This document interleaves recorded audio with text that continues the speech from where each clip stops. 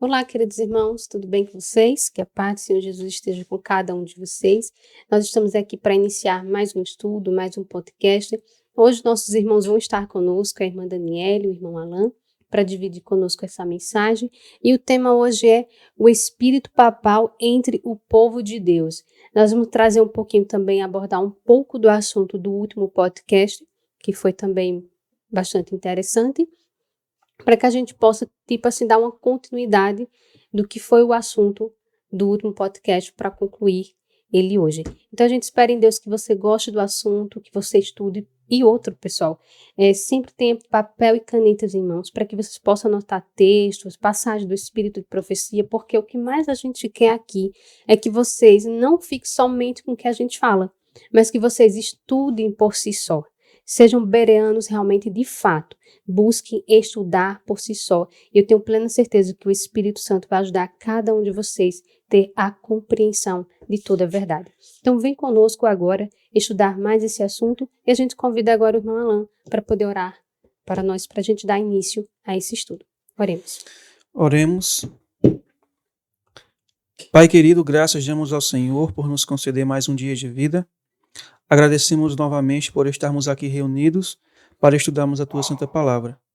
Por favor, que os Teus santos anjos estejam conosco, derrama o Seu Espírito sobre cada um de nós, para que Ele seja o nosso guia, nosso professor, para que Ele nos capacite a ministrar a Tua Santa Palavra. Ilumina, Senhor, os olhos do nosso entendimento. É o que nós te oramos e agradecemos. Em nome de Jesus. Amém. Amém. E antes da gente dar continuidade, a gente pede a vocês que, se você ainda não é inscrito em nosso canal, se inscreva e compartilhe também esse canal com outras pessoas, para que mais verdades como essas possam chegar a esses lares. Curta, compartilhe, se você não é inscrito, se inscreva e ative o sininho, pois toda sexta-feira tem vídeo novo no canal, a partir das 18h30. Então, vamos lá. Vamos começar. Eu vou começar recapitulando, na realidade, lendo um trecho desse conteúdo aqui, né, o que é sair de Babilônia, que foi parte do estudo da gente do podcast passado. Eu vou ler de novo aquela entrevista com aquele cardeal, né? É muito importante. Por quê? O tema de hoje é o Espírito Papal entre o povo de Deus. O que seria esse Espírito Papal, né? Que seria? Como identificar se temos esse Espírito, as consequências dele, o que é que ele vai causar no meio, ou já vem causando no meio do povo de Deus. E aí a gente vai identificar também a solução. Esse material que é Sai de Babilônia, como a gente estudou no podcast passado, ele é muito bom, muito forte. Tem muita coisa. Eu e Viviane, a gente não abordou nem 10% do material. Um resumão ali, pegamos só alguns parágrafos. E essa entrevista que a gente leu, que é parte desses sermões de Jones, essa entrevista ela é muito interessante. Porque aqui você já entende um dos principais aspectos do Espírito Papal.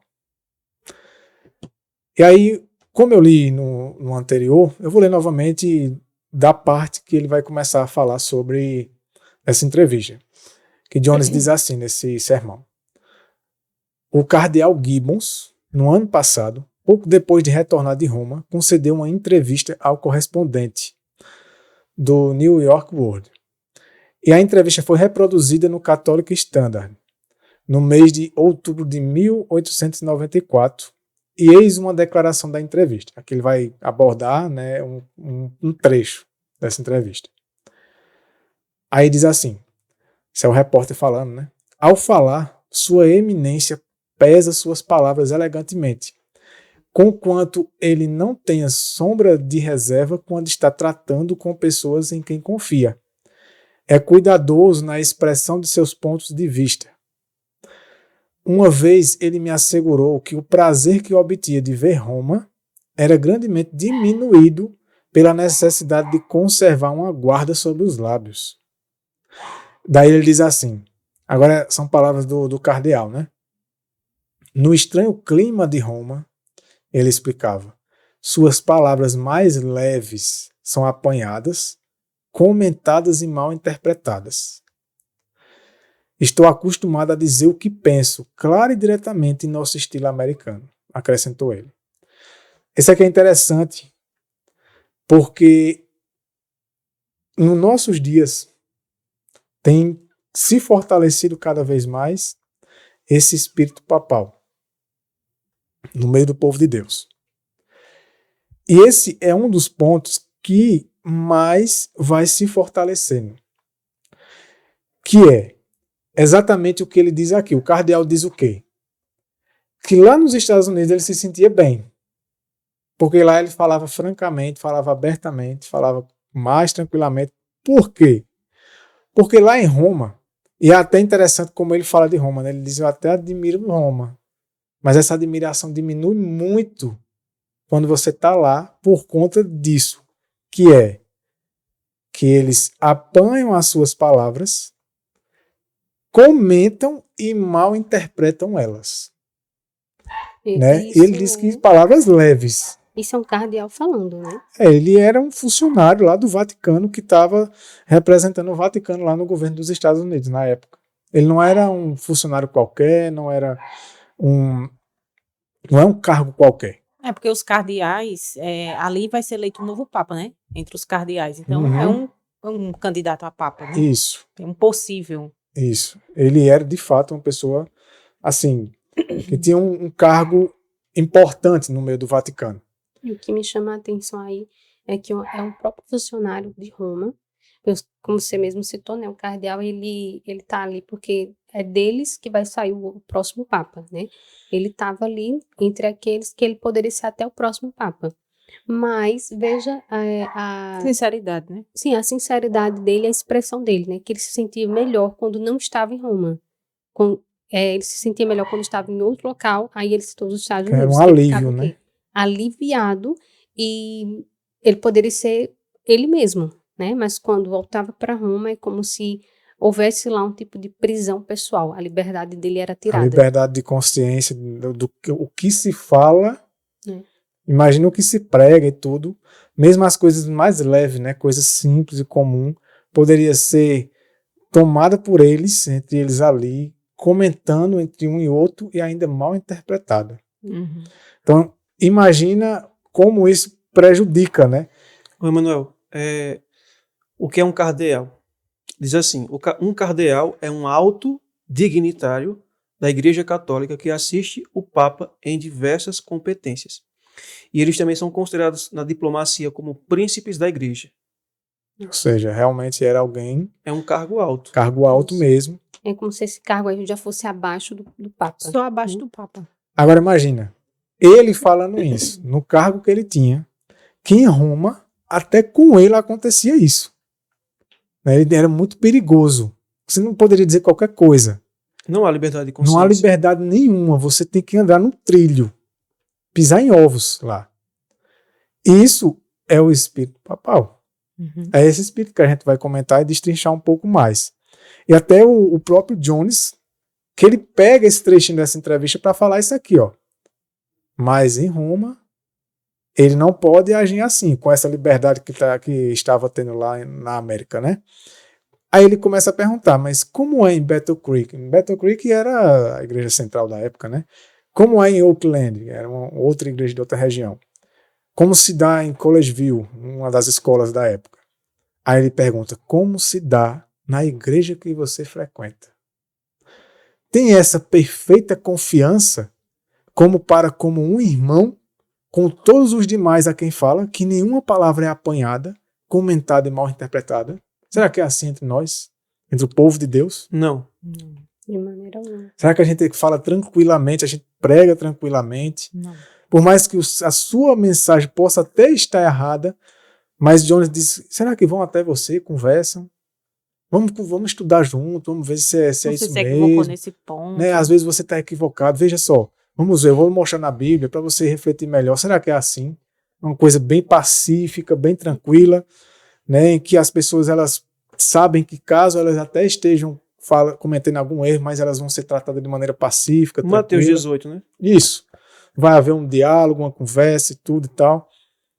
Aí ele diz assim: ou existe tal coisa de apanhar palavras, tornando um homem um ofensor por uma palavra. Às vezes só porque a pessoa disse uma coisa, ou pregou uma coisa, já se torna um ofensor. Uma pessoa perigosa, né? Entre o povo de Deus. E ele está dizendo... Agora, o que é mais interessante, uma observação que eu vou abrir aqui. Jones estava pregando isso numa conferência geral, dessas que acontecem a cada 5 anos, né, hoje em dia. Nessa conferência, é para membros comuns? Não. Pastores. Era só para pastores. Ele estava pregando para pastores aqui. Inclusive, Ellen White estava aqui. Essas conferências, Ellen White sempre participava. Né? Inclusive, tem até mensagens dela nessas conferências, porque Jones não era o único que pregava nessas conferências. Essa aqui foi os sermões dele, né, na conferência. Imagina ele. Veja que coragem Deus deu a ele, né? Imagina, porque assim como o cardeal, Jones era um pastor também, entre eles ali. Estava dizendo, é assim entre a gente, né? E aí diz assim, não tomar tempo para entender o que ele disse, não saber se ouviu distintamente o que se disse. Você aprendeu algum tipo de som indefinido e não lhe pareceu muito bem. Jones até meio que, não é nem sarcástico, mas ele diz, você por acaso está entendendo? Quando você comete esse erro papal aqui, esse comportamento de Roma, babilônico, você já parou para pensar que você pode estar entendendo errado as coisas? Né? Mas será que as pessoas param para pensar nisso? Será que elas param para pensar, não, peraí. Não. E se essa pessoa estiver certa no que ele estiver dizendo? E se essa pessoa estiver certa no que ele está pregando? Infelizmente não pensam. E existem palavras, né, que a gente procura contornar quando a gente vai pregar. Por exemplo, a gente não pode falar perfeição de caráter de forma clara. Porque se você falar, automaticamente você é rotulado como perfeccionista e dissidente. Então, assim, é uma coisa que nem as pessoas realmente não buscam compreender sobre aquilo, porque é o que a Escritura fala. Esse é o plano da redenção, né? O caráter semelhante ao de Cristo. Então, assim, quando você vai falar, você tem que fazer todo um contorno, porque suas palavras vão ser mal interpretadas, vão ser... É o mesmo espírito. Né? E você só faz isso, de fazer todo esse contorno, por quê? Porque senão é esse espírito que prevalece, na maioria. É o espírito papal que está entre o povo de Deus hoje, de uma maneira que, além de distorcer, o que é que o regime papal faz hoje? Tenta manipular sua mente de que maneira? Você não pode seguir isso aqui que você está estudando. Você tem que seguir o que eu quero que você siga. Né? E automaticamente tem essa questão do cancelamento, né? Você é tipo cancelado. Você vai ser rotulado. E assim, a gente também precisa aprofundar, porque muitas vezes isso não fica só a cargo da instituição. Não. A gente vai mas mais dentro da verdade presente. Entre os próprios irmãos. Entre os próprios irmãos. É onde a gente vai chegar até no ponto aqui, quando vai ver no Grande Conflito, falando das colônias. A gente vai ver também no livro Cristo e o Anticristo. E isso aqui vale principalmente para os irmãos. Porque, veja, se o cardeal falou isso, né? E eu vou até um pouquinho mais além, viu, Manuel? Isso vale até para mim. Para qualquer um de nós. Eu mesmo, sem eu perceber, eu posso estar querendo impor até o espírito papal. Isso é para qualquer um de nós. Isso vale até principalmente para mim, para que eu também faça minha autoanálise, se eu não estou agindo da mesma maneira. Não está, né, realmente com Babilônia no coração. Porque o cardeal, ele dizer isso dele no cargo, na função que ele tinha, diante deles ali, na visão humana, era assim, imagina com os que eram bem abaixo, e com as pessoas comuns lá. Então, aqui continua dizendo, então precisa, agora veja, isso aqui é muito interessante, porque isso é o que acontece, né? O que é que as pessoas geralmente fazem quando tem esse espírito, né, esse espírito papal? Elas, então, precisa correr ao presidente da associação ou algum outro irmão em posição importante para narrar-lhe, a dizer o que o irmão lá estava pregando, ensinando. Então, veja, aqui ele praticamente está dizendo que as pessoas que têm esse espírito, elas gostam de dedurar, né? De entregar os outros pelas costas ainda por cima, né? Uhum. Que a pessoa muitas vezes nem faz ideia. E vão lá, aí dizem assim, o irmão tal e tal disse isso e aquilo.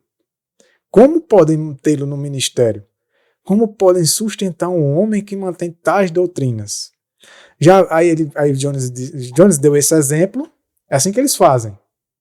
Aí Jones pergunta, já viram acontecer algo assim?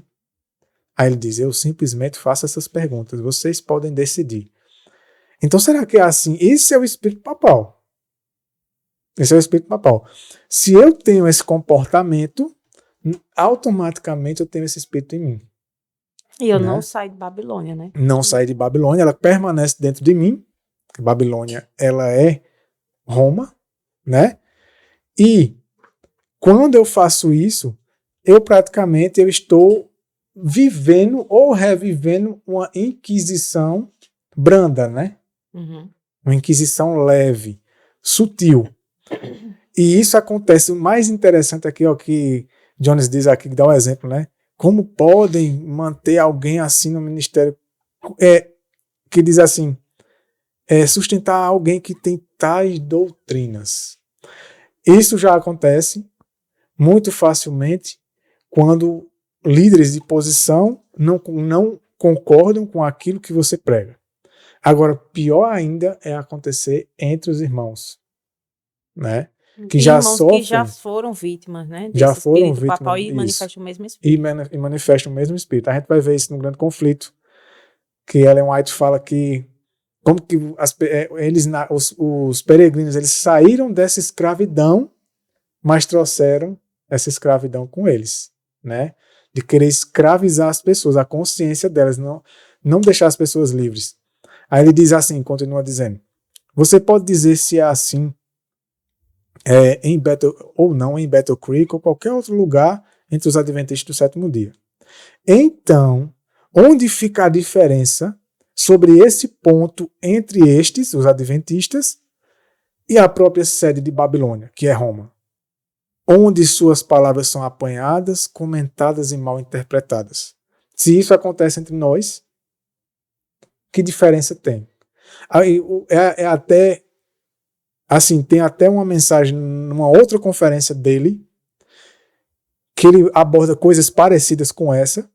E eu lembro de uma frase dele que ele diz assim, como que você quer pedir para as pessoas saírem de Babilônia se você está agindo do mesmo jeito? Qual autoridade você tem? Como que você vai chegar para o mundo se você age exatamente como Babilônia e vai dizer para eles, saiam de Babilônia? E as pessoas vão olhar e dizer, mas você não está fazendo a mesma coisa?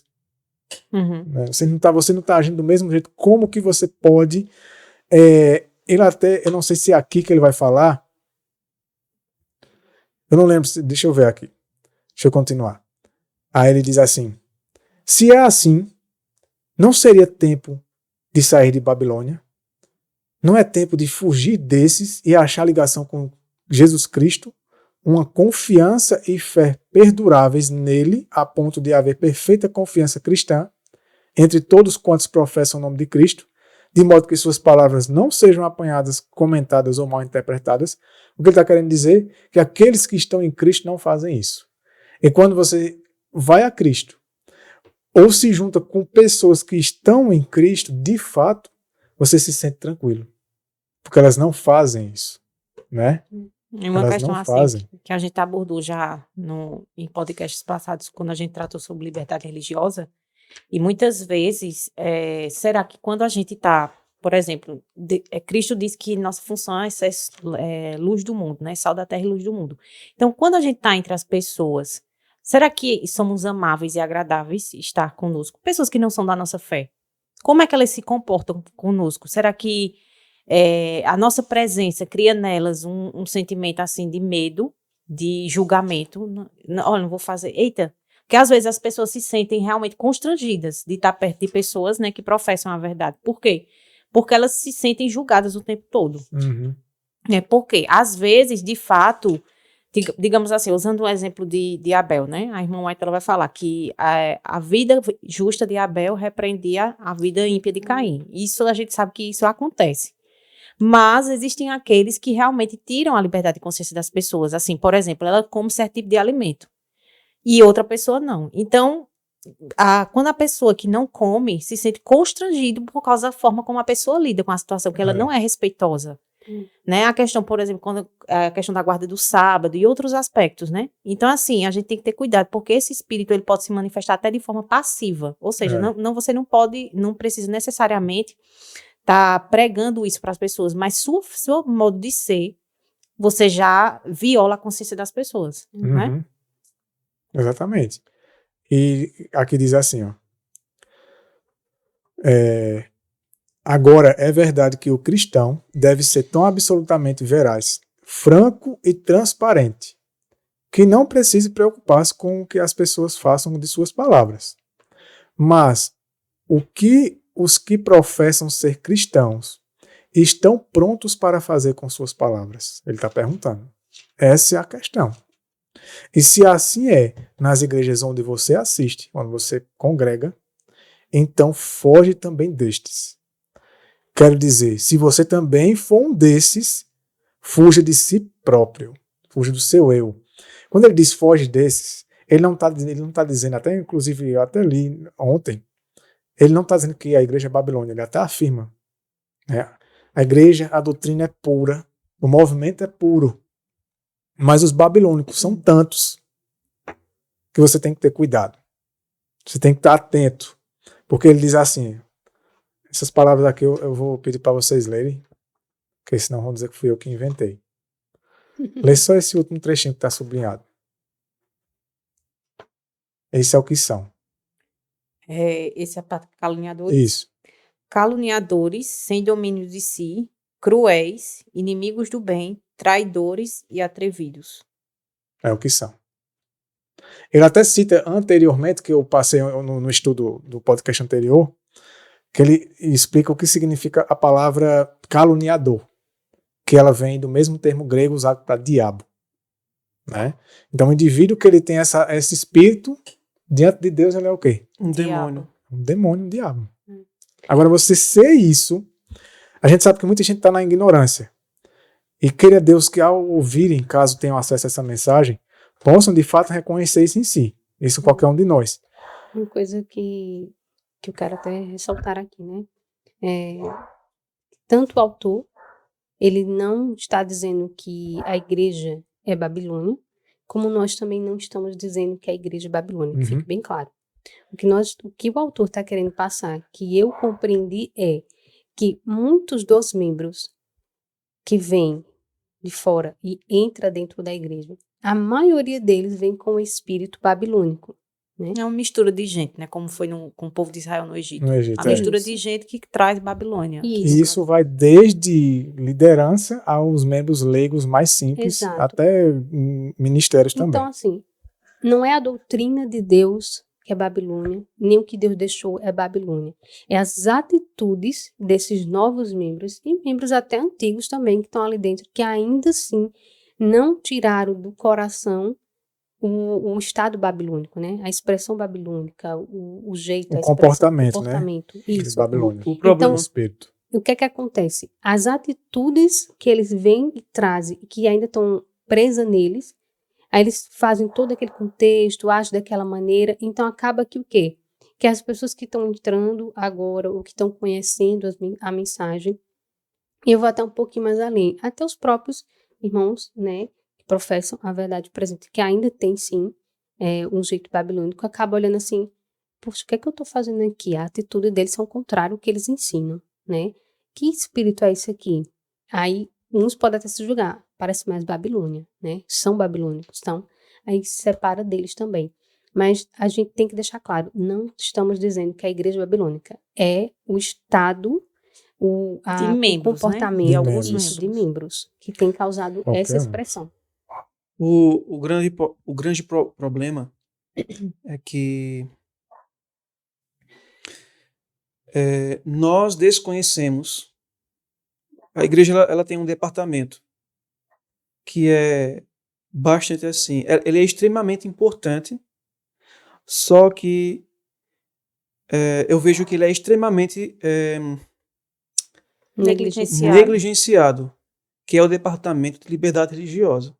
E há uma ignorância muito grande do que de fato é liberdade Do religiosa. que de fato é liberdade religiosa. Veja, eu fui batizado em 2011.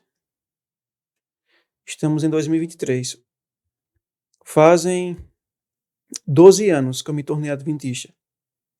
Eu só ouvi um sermão sobre liberdade religiosa em toda a minha vida em que eu sou adventista. Só um sermão. E esse sermão, para mim, eu não entendi qual era a importância de pregar sobre liberdade religiosa. Pelo menos o sermão que eu ouvi, eu não vi importância nenhuma nessa mensagem. Só que depois que eu entrei em contato com essa publicação aqui, Liberdade Religiosa, do pastor A.T. Jones, e que é publicado pelo Ministério Sementes da Verdade, com a leitura desse livreto, que foi no final do ano passado, com a leitura desse livreto, aí sim, as escamas que estavam sobre os meus olhos caíram. E Deus me ajudou a discernir a importância dessa doutrina, que é grandemente negligenciada dentro da nossa igreja, e que é pouquíssimo difundido e estudado com os membros. E, de fato, a maioria dos adventistas, eles não sabem o que de fato é liberdade religiosa em sua essência. Então, por que é que essas coisas acontecem? É por conta dessa questão aqui. Eles não conseguem, eles não discerniram o que é liberdade de consciência. Eles não sabem o que é liberdade religiosa. Eles não sabem o que é isso. Por isso que agem no espírito do anticristo, no espírito do papado. Por isso que estão buscando coagir a consciência das pessoas, porque eles não entendem. Então, a igreja adventista do sétimo dia, como vocês já mencionaram, ela não é Babilônia, mas está cheia de babilônicos. Isso. E exatamente. Esses que possuem o espírito de Babilônia, eles não respeitam a liberdade de consciência. Vê, quando nós lemos no livro de Daniel, no capítulo 3, quando fala em relação à estátua que Nabucodonosor mandou erigir. 3 jovens não se prostraram, não adoraram a imagem de escultura. Foram lançados numa fornalha de fogo ardente. Cristo se fez presente no meio deles e os livrou. Nabucodonosor viu que havia uma 4ª pessoa entre eles. E que essa pessoa não era um ser comum. Era o próprio Deus, o Deus Filho, ali protegendo aqueles 3 jovens que se dispuseram a ser fiéis a Cristo, mesmo em face de morte. Então, Nabucodonosor, ele teve um testemunho visível do poder de Deus, da manifestação do próprio Deus, entre o remanescente, entre aqueles que professavam o Deus único e verdadeiro. Só que no capítulo 4, o que é que Nabucodonosor faz? Ele escreve um decreto. Tirando a liberdade, né? Proclamando em todo o seu reino que todos deveriam adorar o Deus de Sadraque, Mesaque e Abednego. Isso não está correto. Nem mesmo para Deus. Nem mesmo para Deus. A gente percebe que, mesmo Nabucodonosor, tendo a experiência que ele teve, mesmo ele tendo sido resgatado do império das trevas, mas ele não estava completamente limpo do espírito babilônico, que é justamente que nesse ponto que a gente está abordando aqui, é justamente você não respeitar a liberdade de consciência do seu semelhante. Jones, ele fala aqui nesse livreto que Deus é o Criador. Nós somos as suas criaturas. Então, a nossa obediência ou não a Deus ele diz assim que não é algo da conta dos outros. É algo que diz respeito somente a mim e a Deus. Porque eu só devo digamos assim, esqueci, me fugiu a palavra da mente. Satisfação. Uma satisfação a Deus. A Deus, Paulo não fala que todos nós iremos comparecer perante o tribunal de Cristo? Isso. Individualmente. Individualmente, minuciosamente. É. Então, Como se não existisse mais ninguém. justamente. Então, a minha vida, o que eu faço, o que eu penso, O que eu prego, né? O que o eu que ensino. eu prego, o que eu ensino, o que eu vivo, o que eu busco, isso só compete a mim, a Deus. Ninguém tem nada a ver com isso. É. Emmanuel não pode querer me melhor dizendo, não deve Poder me pode, coagir. mas não deve. Poder pode, mas não deve. Ele não deve me coagir a fazer o que ele faz, ou a pensar o que ele pensa. E nem É. eu posso fazer o mesmo com ele. Eu não devo querer calar o indivíduo, né? Simplesmente porque ele não crê como eu creio. É. Uma coisa a gente pode discordar. Sim. A gente pode discordar um do outro em relação a algum ponto doutrinário, algum pensamento. E convivermos como irmãos. É. Exatamente. Respeitar, né? Respeitar. Um ao outro. Como? Respeitando a liberdade de consciência. Exatamente. Veja, eu conheço um irmão, eu não vou mencionar o nome dele, mas em certos pontos teológicos ele pensa completamente assim diferente de mim. Só que entre eu e ele, há respeito. Eu respeito ele, ele respeita a mim. A gente já conversamos sobre esses pontos teológicos. Ele fala os argumentos dele, eu falo os meus argumentos. Só que nós nunca nos desrespeitamos. Ele nunca me caluniou. Eu nunca caluniei ele. Ele não me considera como herege. Eu não considero ele como herege. Não sair falando de você por aí, dizendo que você é perigoso, que o que você ensina E é nem eu perigo, faço isso com ele. heresia. Por quê? Porque nós nos respeitamos um ao outro. A gente aprendeu com Cristo e em sua palavra a pensarmos diferente, mas ao mesmo tempo respeitar quem pensa diferente. Porque se eu penso diferente e quero ser respeitado, eu tenho que respeitar aquele que pensa diferente de mim. É. Agora, assim, a gente está falando de liberdade de consciência. E para ficar assim, para eu passar a palavra para vocês e não soar para os outros que a gente está falando assim, então quer dizer que eu posso fazer parte da Igreja Adventista Sétimo Dia e crer do jeito que eu quiser. Não, não é isso que a gente está dizendo. Esse ponto tem que ficar O que a claro, gente né? está dizendo é que, por exemplo, dentro de assuntos teológicos, onde a igreja apresenta duas visões, eu sou livre para escolher qual visão teológica eu quero crer. Uhum. Você é livre para escolher. Se existem duas linhas teológicas, linha A, linha B. Emmanuel quer a linha B, eu quero a linha A. Não há problema. Porque se a igreja deixou isso em aberto, então eu sou livre. Eu tenho liberdade de consciência para crer na linha A ou na linha B. Do mesmo jeito é Emmanuel. O que não pode haver nesse contexto é confusão entre eu e ele. Ele não pode me obrigar a fazer com que eu creia como ele crê. E nem eu posso obrigar ele a crer no que eu creio. Agora, por exemplo, a Igreja Adventista, ela tem como crença fundamental a doutrina do santuário. Principalmente o juízo investigativo, Uhum. que também é uma doutrina que está sendo muito desconhecida e negligenciada no nosso meio. Mas existe a doutrina do juízo investigativo. Nós cremos, eu e Emmanuel cremos na doutrina do juízo investigativo. Agora, se vem um outro membro e diz assim, eu não creio nisso, isso não existe. Aí a pergunta é, ele pode e ele começa a difundir isso dentro da igreja. Aí a pergunta é, essa pessoa, ela pode continuar com o cargo dela? Não. Essa pessoa, ela pode continuar sendo um membro ativo da igreja? Não. Por quê? Porque ele está indo de fato contra um posicionamento teológico de toda a igreja.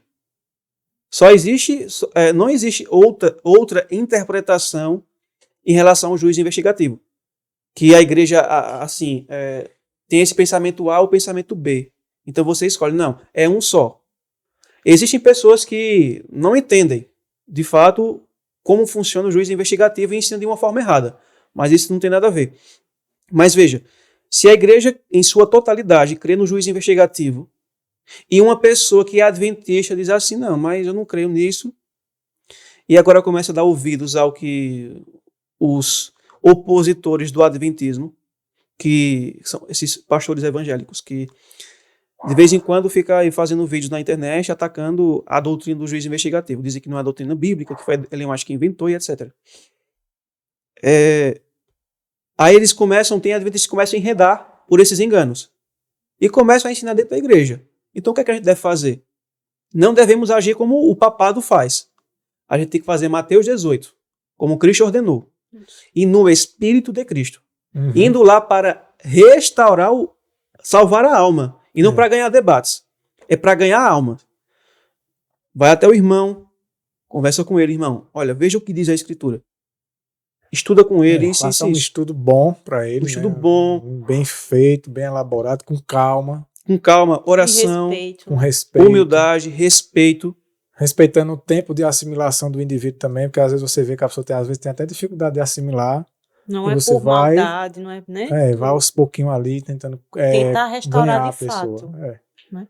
É feito, Jones não, perdão, Wagner, ele vai falar naquele livreto, né, Tribunais na Igreja, ele diz assim, que quando um irmão cai, né, em pecado, ou está crendo em alguma coisa, digamos assim, errada, ele diz assim, que aquilo deveria produzir na igreja um reavivamento espiritual. Veja, se seguisse os passos que Cristo deixou. Por quê? Isso. Porque a igreja vai orar pelo indivíduo, a igreja vai estudar junto com o indivíduo. Então, se esses passos que Alan falou, que Cristo já deixou, né, para que o povo dele seguisse, seria uma situação muito diferente. Mas quando um irmão cai, ou quando um irmão erra, qual é o que acontece na igreja? Algo muito pior, que é fofoca, é esse espírito, né? Que a gente lê. O Espírito de Cristo. O Espírito do Anticristo. E é isso que vai ser manifestado. Por quê? Porque quando a gente é posto à prova, a gente revela quem nós somos. Então, assim, quando acontece um caso de um irmão que cai, aquele irmão que é espiritual, e Paulo fala, né? Os que são espirituais, né? Então, vão restaurar. E os que são babilônicos vão revelar aquilo que eles são, caluniadores. Então, vai começar a disseminar aquele espírito. Então, assim, isso que Alan falou, ele é muito importante. Não é que a igreja agora, ela não vai ter agora... regras para não serem, né, seguidas. Justamente, não, que agora eu vou entrar na igreja, de cada um pensa do seu jeito. Não é relativismo que a gente está pregando aqui. A gente está pregando, assim, falando sobre liberdade de consciência dentro daquilo que não quebre princípios. Exatamente. Então, o que não quebra o princípio, que é estabelecido nem pela Igreja Adventista, vamos tirar a igreja como instituição, do que é estabelecido na Escritura. Porque a Igreja Adventista é uma igreja que segue a Escritura, né? Então, o que a Escritura determina como pecado, como transgressão da lei, então não pode haver, digamos assim... Uma outra interpretação. E o indivíduo, ele é livre para quebrar a lei. Tanto é que hoje a gente vive num mundo de pecado, por quê? Porque Deus deu liberdade para suas criaturas. Então, assim, o indivíduo, ele é livre. Porém, aquilo que a gente falou, né? A liberdade existe dos dois lados. Tem a liberdade da instituição e tem a liberdade do indivíduo. Quando o indivíduo vai ferir aquilo que está estabelecido naquela instituição, ele é livre para fazer o que ele quiser, mas ele não é livre para continuar lá. Por quê? Porque ele precisa agora, irmão, você não crê dessa forma, né? Você está indo contra a palavra de Deus, vamos deixar claro que é a palavra, não a igreja, porque muitas vezes a gente tem que entender que uma coisa é a palavra e uma coisa é o entendimento de homens. Então, vamos dizer, se a maioria pensa dessa interpretação, isso não é a verdade. A verdade é o que está na Bíblia. Isso. Então, muitas vezes as pessoas são excluídas e rotuladas como dissidentes porque elas não creem como a maioria. Isso precisa ser colocado. Isso. Então, assim, quando há uma quebra da palavra de Deus, então aquele indivíduo, como Paulo mesmo exorta, né? Então, ele precisa ser afastado do meio. Deixa de ser amado, não. Deixa de ser visitado, deixa de ser querido, deixa de orar por ele, não. Agora ele não pode mais fazer parte daquele corpo, porque ele agora se tornou um membro estranho, ele não quer fazer parte. Ele não pode, e assim, ele não deverá mais exercer algum cargo e alguma função depois que fizer Mateus 18. E do jeito que Cristo deixou, e no Espírito de Cristo. Porque se for para agir como o papado age, usando o autoritarismo e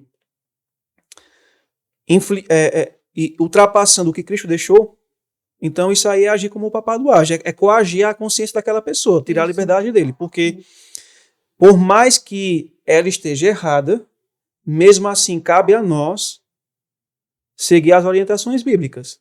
Se o teu irmão pecar contra ti, vai até ele. Se ele não te ouvir, leva 2. Se não ouvir, a igreja. Se não ouvir a igreja, trata-o como publicano e um gentil.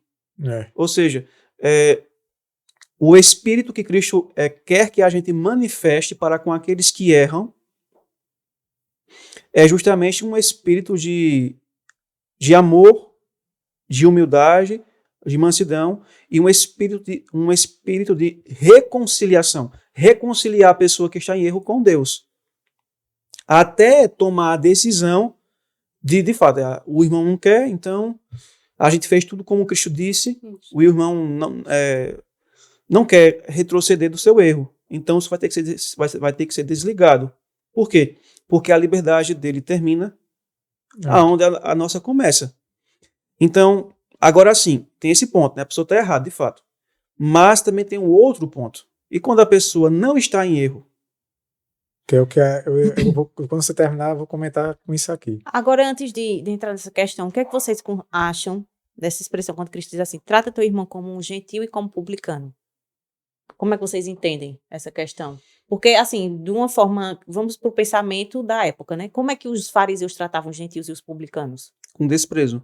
Mas é assim que Cristo está ensinando? Não, é com o olhar de Cristo, com o espírito de Cristo. É. Trate ele com mais amor ainda. Em que sentido? O que é que eu entendo pelo olhar de Cristo? Ele é uma pessoa ignorante. Ignorante não como a gente fala aqui, né? No sentido de ser bruto, grosseiro, não. Mas no sentido de que ele não sabe. Ele não está entendendo. Ele tá cego. Aquilo, vamos agora usar aquela experiência de Jonas. Quando o Jonas é levado para Nínive, né? E ele fica irritado porque ele não queria que os ninivitas se salvassem. Aí ele queria que... Então Deus vai dar toda a lição que a gente conhece no livro de Jonas. Diz assim, Jonas, eles não sabem discernir entre a mão esquerda e a mão direita. Eles eram o quê? Gentios. Ignorantes. Mas eles não eram um povo gentil. Estavam em grandes trevas. Grandes trevas. E Deus teve misericórdia daquele povo. Então, assim, quando Ellen White fala, né, que Deus vai dar esse tempo de oportunidade, quando ela vai falar agora dos últimos dias, que as pessoas ouvirão o alto clamor. E ela diz assim que Deus tem com profunda ternura que Deus olha para aqueles que estão de fora. E por mais que Jonas tivesse aquela mentalidade assim, de não aceitar, ele foi, né? E ele pregou. E veja o benefício que fez, né? Porque todos ali aceitaram. E mesmo assim, Jonas ter falado e a cidade, as pessoas de Nínive ter aceitado, ele ainda saiu meio que triste. Triste, porque ele queria que eles fossem destruídos. Uhum. Né? Então, a lição, assim, Jonas pregou para uma cidade, foi o missionário que teve maior êxito, né? Porque ele pregou para uma cidade e a cidade inteira se converteu. Mas ainda tinha uma pessoa que precisava se salvar, que era o próprio Jonas. Jesus precisava chegar ao coração dele, para ele entender o que é misericórdia. Então, assim, muitas vezes a gente age nesse espírito também, né? Deixa eu ler aqui para vocês, é Isaías capítulo 14. Porque a gente está falando aqui sobre o espírito papal, o espírito de Babilônia, dentro do contexto da liberdade e consciência. Só que, daqui a pouco eu quero falar sobre os fariseus, só que o espírito do papado, ele é uma continuação do espírito dos fariseus, dos escribas, dos saduceus. Só que da onde iniciou esse espírito? Aí, Isaías, no capítulo 14, deixa eu só aqui fazer uma breve introdução ao que eu vou ler aqui. Vejam só. Imagine, em um momento da eternidade, Deus. E não existia nenhuma criatura. E ele decide criar o primeiro anjo. Vamos supor que tenha sido um anjo. Qual é o primeiro relacionamento possível para aquela criatura? O primeiro relacionamento com Deus, né? Somente com Deus, não é?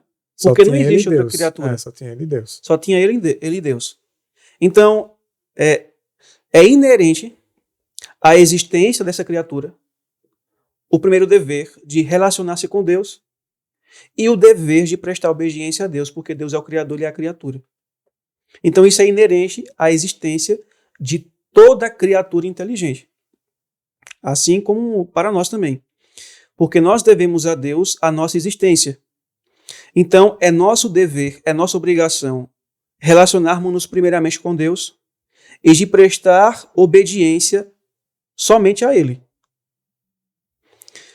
Cristo, ele confirma esse pensamento quando ele diz assim, o primeiro mandamento é este.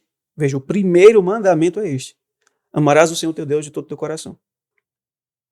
Então, ok. Só que mesmo sendo nosso dever relacionarmos-nos primeiramente com Deus e prestarmos obediência a Ele, Deus nos concedeu algo, que é o dom que ele nos deu, que é o dom da liberdade. Liberdade de consciência, liberdade religiosa. Deus nos deu a liberdade de escolher se iremos reconhecer a Ele como Criador ou não, se iremos prestar obediência a Ele ou não. Deus nos deu essa liberdade de escolher. E mesmo que a gente não queira servir a Ele, mas seguir o nosso próprio caminho, Deus continua nos amando, Deus continua derramando suas misericórdias sobre nós, Deus continua cuidando de nós, nos alimentando. Deus não nos despreza, Deus não nos abandona, porque Ele respeita a liberdade de consciência. Ele é o autor da liberdade. Ele deu esse dom às suas criaturas e Ele mesmo vive aquilo que ele criou. Deus criou leis que Ele mesmo segue. Deus não é um hipócrita.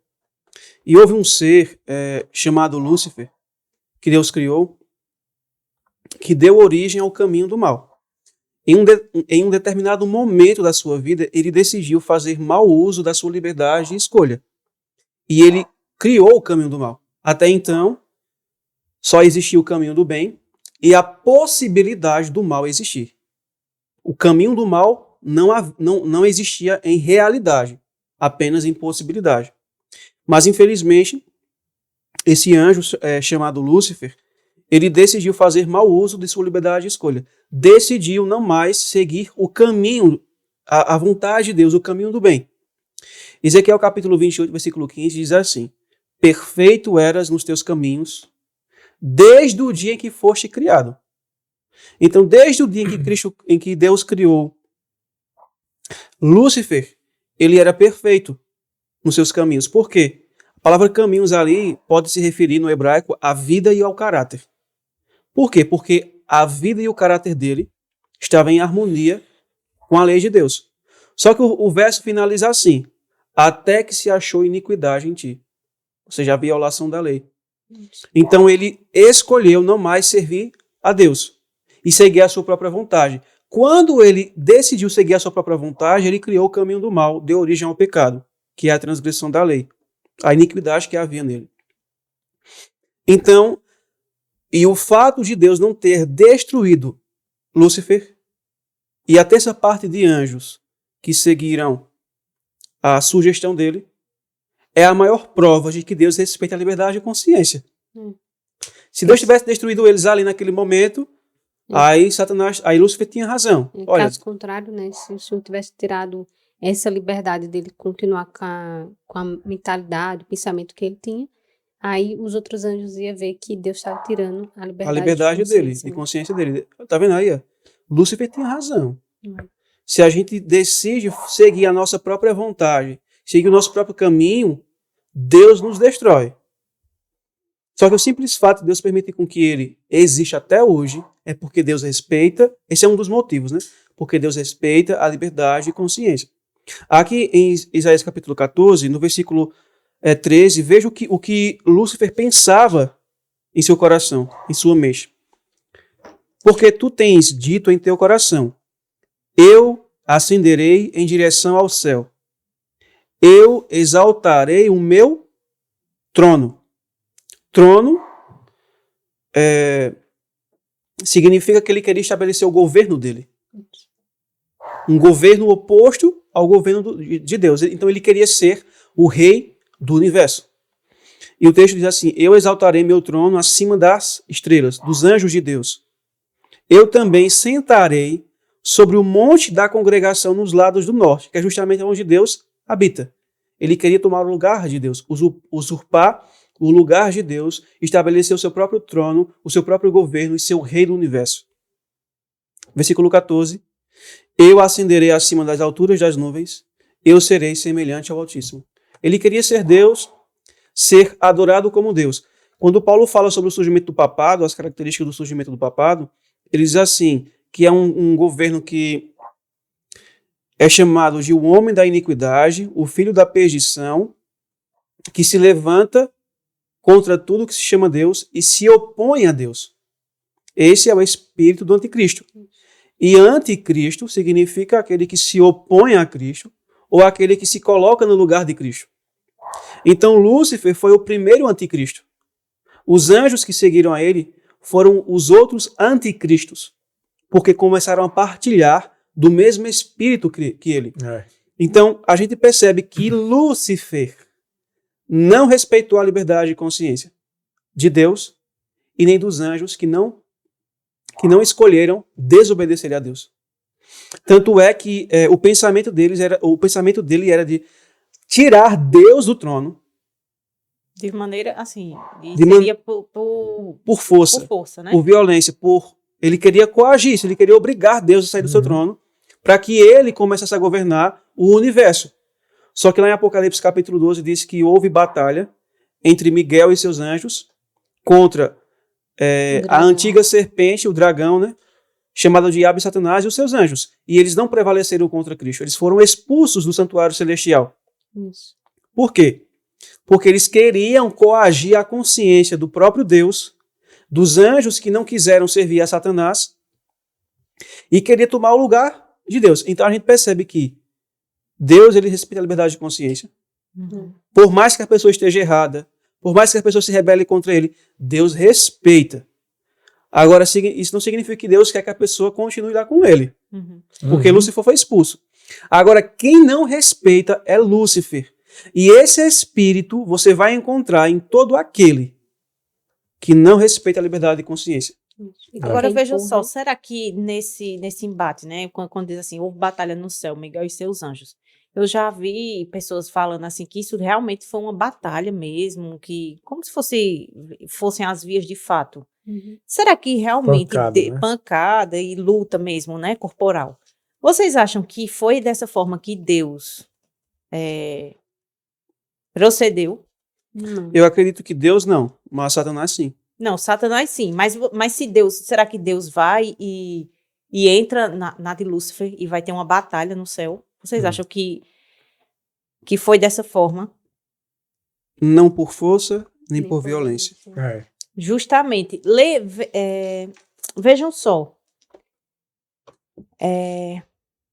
Falando sobre essa questão.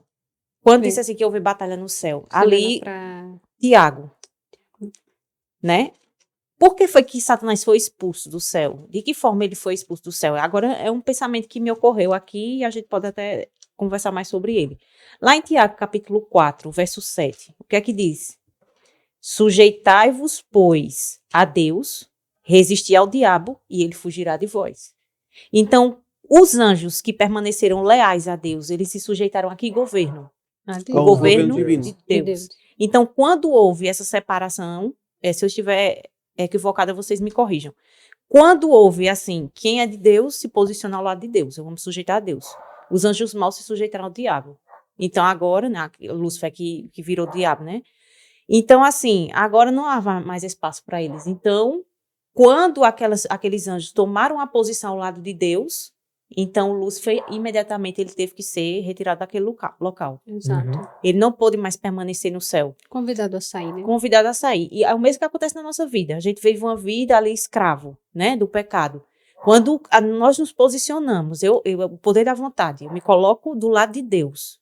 Então, o diabo tem que sair. Mas né? eu acredito assim, que Deus ele não vai utilizar da força nem da violência para retirar um rebelde do santuário celestial.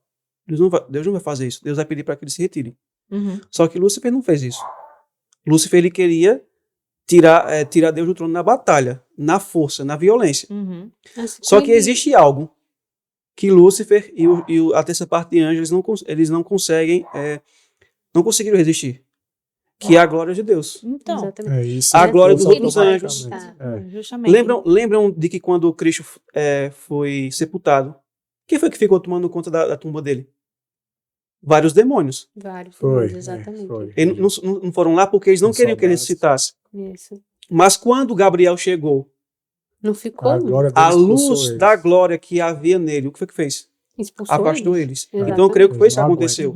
Porque você vai perceber que o último estágio do espírito de um anticristo é a batalha, é a guerra. Perseguição durante a Idade Média, o papado. A Inquisição, né? A Inquisição. A mesma coisa vai ser no decreto dominical. Isso. Primeiro eles vão tentar pela sutileza, como o diabo fez no céu. Exatamente. E depois pela força. E o diabo, ele vai continuar tentando. Vai até o fim. A história lá no final diz o quê? Que ele ainda vai levantar um exército para atacar a cidade. Significa que ele ainda vai tentar pela força. Enquanto Cristo não vai tentar pela força, né? Vai tentar feito no demoniado, né? Quando diz assim, por que vieste nos atormentar antes da hora? Exato. Né? Eles realmente, a presença de Cristo, ela afugenta o mal. Né? Porque essa palavra aqui, houve peleja ou houve guerra, de fato, no grego significa luta, guerra. Mas a gente sabe que não é por parte de Deus. E nem por parte daqueles que servem a Deus. Porque Deus não é pela força nem pela violência, mas é pelo amor. Porém, do lado de Lúcifer não é assim. Só que eles não conseguiram resistir e foram expulsos por conta do resplendor da glória de Deus. Isso. Uma coisa que é importante, que eu aprendi muito nesse livreto aqui, a fidelidade de Jesus na guarda do sábado. Excelente esse livreto. Que, mais uma vez, vai mostrar o espírito de Cristo e do anticristo. Mais uma vez. Só que o conteúdo se concentra no sábado, né? E é interessante, é muito interessante desse aqui, é que eles não... O problema aqui não era se o sábado era o dia certo ou se era o domingo, não. O problema era como se deveria guardar o sábado. Quem estava certo, quem estava errado, da maneira como era guardado o sábado. E aqui diz que o que mais enfurecia os fariseus, que tinham esse espírito, que é o mesmo espírito que vai para o papado e vai depois da reforma, quando os reformadores começam a fugir lá da Europa da Inquisição e da perseguição, mas eles ainda levam esse espírito com eles, e até hoje a gente vê, é que os fariseus, que é o espírito de Lúcifer também, né? Eles não aceitavam a maneira como Cristo conduzia a vida dele, o ministério dele, e a maneira como Cristo se comportava no sábado. No sábado, né?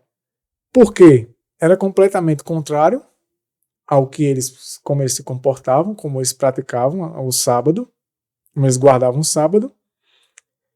E tudo que Cristo vivia, ele provava pela Bíblia, né? E sempre que eles iam até ele tentar provar que ele estava errado, ele sempre mostrava a verdade, e a verdade prevalecia, e isso fazia com que os fariseus, fossem expostos como farsa, né? Como farsantes. E aqui diz que os fariseus se incomodavam muito porque Jesus Cristo não ia até eles perguntar como é que deveria ser guardado o sábado. Né? Por quê? Agora é uma pergunta que eu faço para vocês. Eu aprendi aqui e achei muito interessante. Mas por que vocês acham que eles se enfureciam com Cristo por Cristo não ir até eles para perguntar como é que deve ser guardado o sábado? O que é que vocês pensam? Pode falar o que vocês acharam. Acho que eles viam Cristo como um rebelde, né? E como eles tinham uma experiência, como eram os doutores da lei, eles esperavam que Cristo consultasse a eles, e eles, que eram os líderes da nação, ia e dizia como Cristo deveria proceder. Né? Então, o homem querendo ditar a consciência, né? Então, esse espírito papal lá de trás, né? Enquanto eles iam com as tradições humanas que eles mesmos próprios tinham criado, Cristo ia com o que está escrito. Isso, com o que Deus tinha deixado escrito para eles. Então, e a gente... Não, pode continuar. É por isso que hoje a gente percebe, né, que da mesma forma como os fariseus não aceitavam a conduta de Cristo, a gente hoje vê da mesma forma no nosso meio. Né? Homens tentando ditar regras de como você deve ou não agir, e quando você não faz, você é punido de alguma maneira. Eles punem você de alguma maneira. O que você deve ou não crer, como você deve crer sobre qualquer assunto. O que você deve estudar. O que você deve estudar, como você deve estudar. Uma resposta também para a pergunta que tu fizesse é o simples fato porque os fariseus e escribas não respeitavam a liberdade de consciência de Cristo. Exatamente. Eles queriam impor a liberdade que eles mesmos tinham criado, nas tradições do homem. mas não aceitava Uhum. que Cristo É. pensasse ou agisse diferente deles. E a gente vê como essa questão do sábado, né? Satanás, ele sempre usou o sábado de certa forma. Aí, é como o irmão disse, não era se era um dia para guardar ou não. Mas ele distorceu completamente o que era o sábado, né? O verdadeiro sábado. E depois ele fez isso, agora transferindo para outro dia da semana. Então, assim, sobre essa questão que foi falada, né? Que foi abordada, como esse espírito, ele se manifesta. E, assim, a gente pode ver que a perseguição que foi do Filho de Deus, porque quando a gente vai para as Escrituras e vê os embates de Cristo, né, com os fariseus, não da parte de Cristo, claro, mas eles indo até Cristo, era o momento que eles mais se enfureciam com Jesus era em relação ao sábado. Porque ali Cristo revelava, né, assim, realmente a redenção na sua acho que de forma mais plena ainda. O que Deus queria fazer com o homem na guarda do sábado, né, a redenção. Então, a gente vê que da mesma forma esse espírito vai se manifestar também nessa questão, né, da santificação. Então, quando se fala em santificação, é como se você estivesse falando uma palavra, digamos assim, proibida. Então, assim, a gente vê nessa questão, né, da santificação, como Cristo queria mostrar, né, a guarda do sábado, sábado, o que ele representa na santificação. Então, era algo que os fariseus se enfureciam. E hoje, quando você vai tratar sobre esse assunto, como se fosse um assunto proibido, de fato, né? Você não pode tocar nesse ponto. Porque se você tocar, vai vir um monte de rótulos, ninguém senta para estudar. Então, assim, quando a gente vai falar, por exemplo, da natureza humana de Cristo, então eu não vejo, se alguém conhecer, por favor me mostre, mas eu não vejo as pessoas chegando até o indivíduo que crê de certa forma e perguntar diretamente para ele, olha, me ensina, me entende, como é que você entende? Não, se colocam rótulos, né, sobre aquela pessoa e aí aquilo é difundido de certa forma que a pessoa é cancelada. Então, existem essas punições não da Idade Média, como era na Idade Média, que vai voltar a acontecer, né? A gente sabe que hoje é porque Roma não tem um poder civil, mas quando ela tiver, aquilo vai voltar a acontecer. Mas hoje se destrói pessoas também, se mata pessoas. De que forma? Mata na sua reputação. E isso não só pelos de fora, os romanos, de fato, mas os babilônicos que há dentro do povo de Deus, né? Principalmente por eles, né? E que a gente tem que ver também se a gente não faz isso, como a irmã falou no início. Porque, assim, quando a determinada pessoa chega, apresenta um estudo, e você, não, isso aqui é heresia. Tenham cuidado com isso. Então, assim, qual é a reputação que aquela pessoa vai ficar? De quando você faz uma afirmação dessa. Exatamente. Houve o contato, procurar a pessoa para entender de fato o que é aquilo que ela está estudando. Então, assim, isso é muito, né? justamente, isso é muito perigoso, né? E a gente tem que ter muito cuidado. Porque, assim, como é que os fariseus eram conhecidos? Como zelosos da lei. Eles tinham tudo tanto que eles faziam era no medo, zelo, né? Porque eles tinham aquele trauma, né, do período que o povo de Deus foi levado para a Babilônia. Por causa do sábado. Por causa do sábado, e aquilo eles criaram agora o quê? Uma forma humana de não transgredir o sábado. Então, vamos cercar o sábado, né, das nossas tradições. E hoje... E o que mais fazia era transgredir. Justamente. E hoje o zelo, ele também pode levar à transgressão, né? Exato. Devemos ser zelosos com a palavra de Deus, mas a gente tem que ver se está... em qual espírito eu estou sendo zeloso. Justamente. O nível do zelo, porque pode ser o zelo papal. Às vezes que é o que está acontecendo muito, né? Às vezes é aquele espírito, né? Que antes um morra do que toda a nação, né? Então vamos logo silenciar isso aí do que todos sejam contaminados. Vamos acabar com a reputação desse aí, vamos silenciar, dar um jeito dele não ter nem voz, nem propagar isso aí antes que os outros sejam contaminados. Então isso por si só já é o espírito do anticristo, né? Até do porque papado. esses que fazem isso é como se eles tivessem a mente fechada, já tem a opinião própria deles. E quer tirar a liberdade dos outros de escutar e decidir. Exatamente. Impondo o que eles pensam. Exato. E ainda quer que as pessoas... Quer silenciar o outro e ainda quer que as pessoas aceitem o jeito que ele pensa, do jeito que ele crê. Não é que a gente não deve chamar o pecado pelo nome, não é que quando surja realmente, de fato, heresias, não se deve fazer alertas para as pessoas que não têm muito conhecimento, que não estudam, que não possam ser enredadas. A gente não está falando disso. Mas a gente está dizendo assim, que as pessoas muitas vezes não se dá tempo para que o fruto apareça, né? E de cara está tirando a liberdade das outras pessoas. Porque eu posso querer ver o assunto e dizer, não, eu vou ver e analisar com a Bíblia. Então não estamos falando de pessoas que a gente tem que confiar. Muitas vezes as pessoas não confiam no trabalho do Espírito Santo.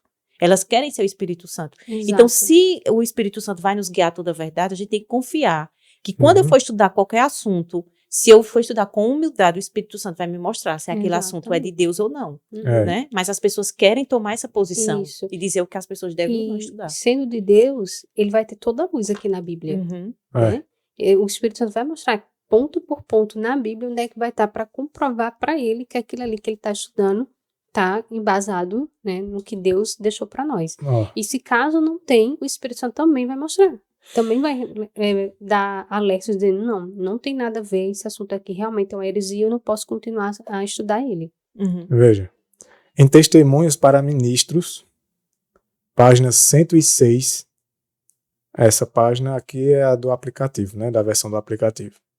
Diz assim, ó, frequentemente o Senhor trabalha onde menos o esperamos. Se você for, só uma observação só nesse início aqui.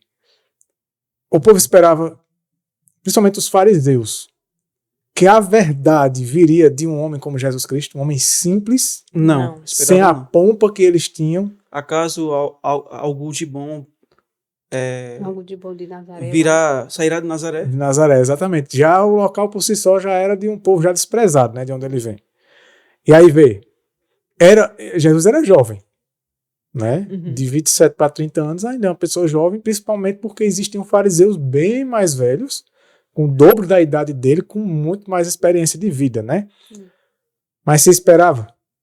Era fácil para eles aceitarem isso? Não, né? Mas aqui o Espírito de Profecia diz assim, ó, frequentemente o Senhor trabalha onde menos o esperamos, assim como aconteceu com Cristo. Né? E ainda por cima, os discípulos, olha quem ele escolheu.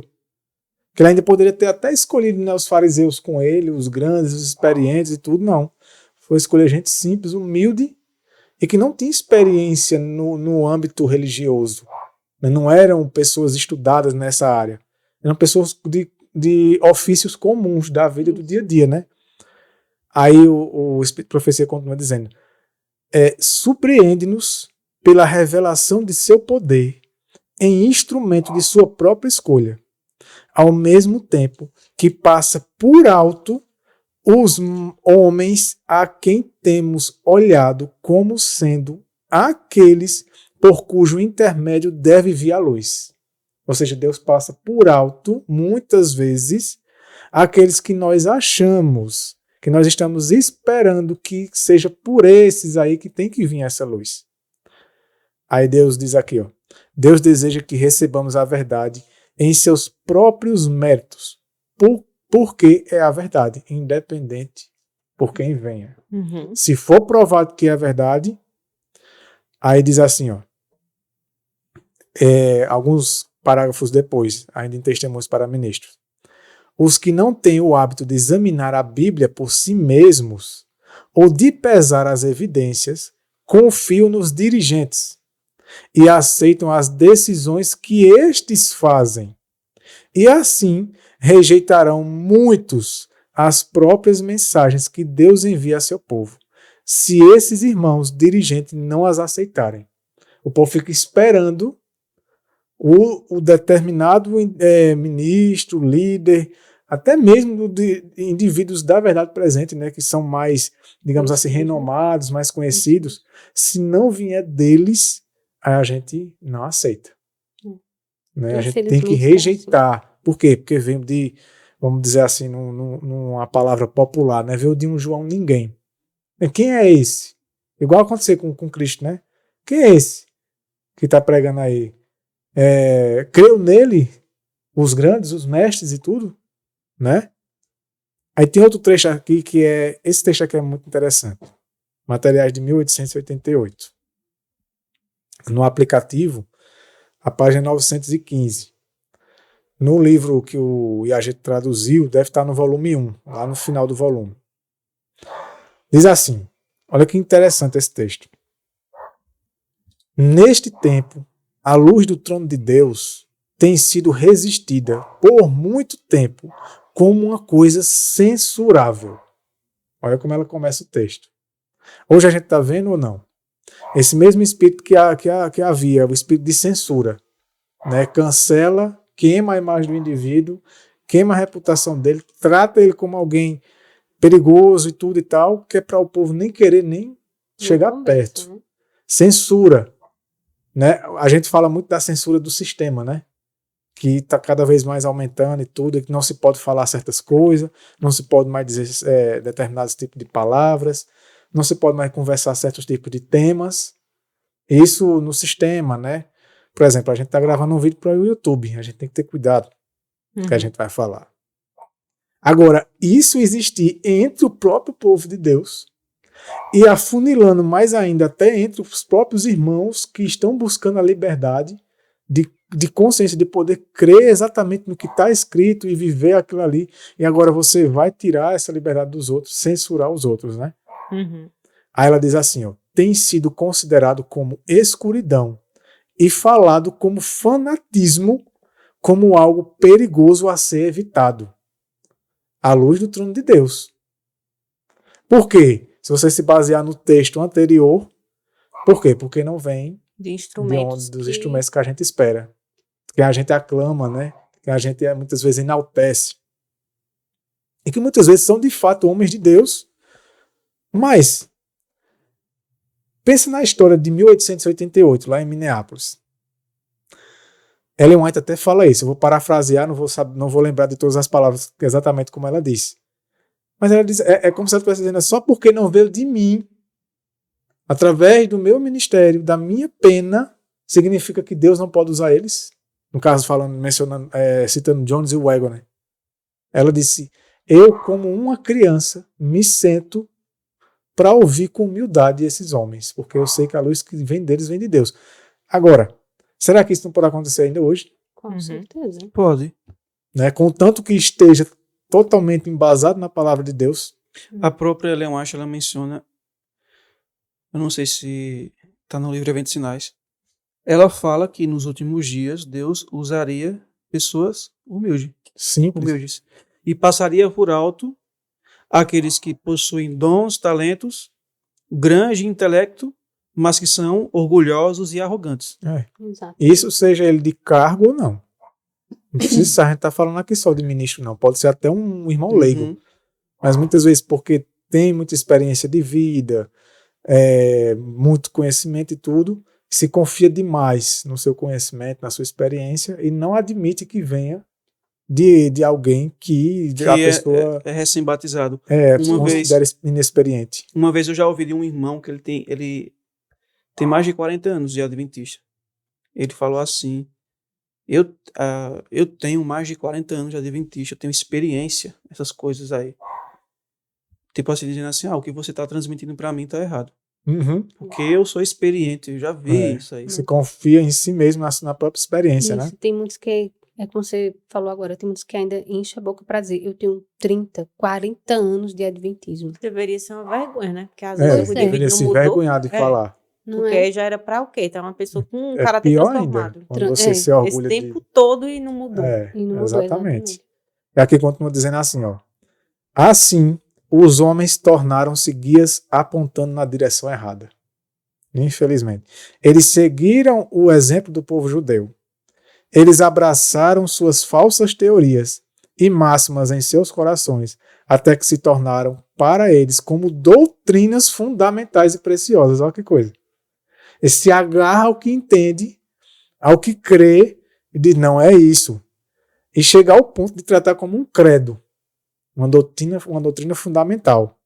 Ela diz assim, vieram a pensar que, agora veja que interessante isso, se forem abandonados, esses que têm essa atitude, esse comportamento papal, os fundamentos de sua fé seriam destruídos.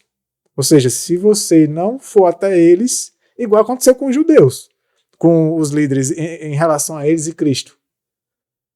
Porque ele chega até a dizer aqui que uma das coisas que circulavam entre eles lá, dos fariseus, é que, peraí, se vocês seguirem esse homem, ele está transgredindo o sábado, nos tornaremos uma nação de violadores do sábado. Porque ele está transgredindo o sábado, era assim que circulava entre os fariseus. Eles ficavam, ameaçando, né, as pessoas. Olha, cuidado com ele. Ele não está guardando o sábado da maneira como Deus deixou. Então, E o que é que eles faziam também? Se vocês crerem nesse tal de Nazareno e essa mensagem que ele está trazendo e essa blasfêmia que ele está fazendo no sábado, vocês não entrarão mais na sinagoga. É, Não creiam exatamente. mais nele, não falem mais nele. Vocês não andarão mais entre nós. Não é assim que fazem hoje. Vocês vão ser excluídos, né? E lá em João 16 a gente sabe que Cristo mesmo advertiu que o povo, assim como foi com Cristo, o servo não é maior que o seu Senhor, e que a mesma coisa aconteceria. Seriam expulsos da sinagoga, né? E as pessoas que estão fazendo julgarão que estão fazendo um serviço para Deus. É. Então, quando Alan falou, né, mais anteriormente sobre a questão do espírito papal, até hoje a gente estava conversando com o irmão e dizendo assim, que o papado, ele não, abertamente, lá no texto de Paulo, diz que ele se opõe tudo, né, que é contrário a Deus. Só que o papado, ele não fala isso abertamente, né, que é contra Deus. Só que os fariseus também não faziam isso. Eles professavam que eram os filhos de Deus. Eles guardavam, entre aspas, o dia correto, né, santificavam o sábado. Não, eles achavam, né, que guardavam o sábado. Mas Cristo diz o quê? Vocês são filhos do diabo. O diabo é o vosso pai. Por quê? Porque as obras deles, né, eram contrárias a Deus. Isso. Então, a mesma coisa hoje. Tu vai ler agora? Só um trechinho. Pode É ler. rapidinho aqui. Aqui tem uma coisa interessante que tem separado aqui para ler, que de toda a situação entre Cristo ali e os fariseus sobre relação ao sábado, uma das coisas que mais inflamou eles, os fariseus, é que Cristo, além de não consultar eles para saber como que deveria se fazer, quais passos ele tinha que dar, né? Porque Cristo já sabia a índole deles. Isso, Cristo não consultava eles justamente por conhecer eles, saber a maneira, a forma como eles criam e a maneira como eles viviam, que era assim, seria uma coisa sem sentido, né? Toda vez que eles, os fariseus, observavam para ver se Jesus faria isso ou aquilo no dia de sábado, eles viam exatamente o que estavam procurando. Ou seja, eles já sabiam o que é que iam ver, né? Mesmo que eles fossem lá observar, fossem lá espionar ele, mas eles já imaginavam, né? Eles já estavam começando a conhecer Cristo, né? E eles viram isso tão claramente também que não havia como errar. Aí, Jesus também nunca se desculpou por isso. Olha que interessante isso aqui, né? Nem Jesus jamais tentou provar que o que ele fez não poderia ter perturbado ninguém. Ele sabia que iria perturbar. Isso, embora ele não fizesse intencionalmente, porque existe uma diferença muito grande aí, né? Tudo que ele fazia, ele sabia o que ele estava fazendo, era tudo feito por amor, tudo feito para poder guiar o povo no caminho certo, mas, contudo, era inevitável. Inevitável. A perseguição era inevitável. Ele mesmo falou, né, que por isso que ele diz assim, eu não vim trazer paz. Não é porque ele tinha prazer, eu vim trazer guerra, né, eu quero isso mesmo, eu quero dissensão. Não, não era isso. É porque ele sabia que era inevitável. Porque quando ele falasse a verdade, o espírito, né, do anticristo, o espírito papal se manifestaria. Nos homens. Porque os homens não queriam mudar, eles não queriam ser corrigidos, eles não queriam ser transformados, aceitar que alguém que não era do meio deles, que não consultava eles, né, que pregava algo completamente diferente do que eles pregavam, de viver completamente diferente de como eles viviam, eles não aceitavam que eles estivessem certo e eles errado. Né? O orgulho, né? E aqui diz que Cristo nunca foi pedir desculpa a eles. Nunca foi lá para dizer, eu estou ofendendo vocês, desculpa, viu? Né? Eu não queria fazer isso. Como é que a gente pode resolver isso? Não, porque era inútil fazer isso. Né? E ele sabia que a ofensa deles era vitimismo. Eles estavam se vitimizando, né? É tanto que tem um momento que acontece entre Jesus Cristo e ele lá, que um diz assim, você está ofendendo eles. Né? Você está ofendendo eles. Então, aqui no capítulo 16 do Grande Conflito, diz que esse problema aconteceu entre os reformadores. Eles saem da perseguição, da Inquisição, vão para a América, descobrem um lugar de liberdade. Agora podemos, finalmente, viver a nossa adoração a Deus de acordo com a nossa consciência e a palavra de Deus somente. Era para ser assim. Mas saíram de Babilônia, mas Babilônia não saiu deles, né? Saíram do Egito espiritual, mas o Egito não saiu deles. E o que acontece? Levam com eles o mesmo espírito para essa terra. E aqui diz que os reformadores ingleses, embora renunciassem às doutrinas do catolicismo, retiveram muitas de suas formas. Né? Muitas coisas eles retiveram para eles. E uma dessas situações é que, eu não vou ler aqui, porque é muita coisa para ler, o capítulo 16, é excelente esse capítulo. A gente deixa recomendado, né? O capítulo 16 do livro Grande Conflito.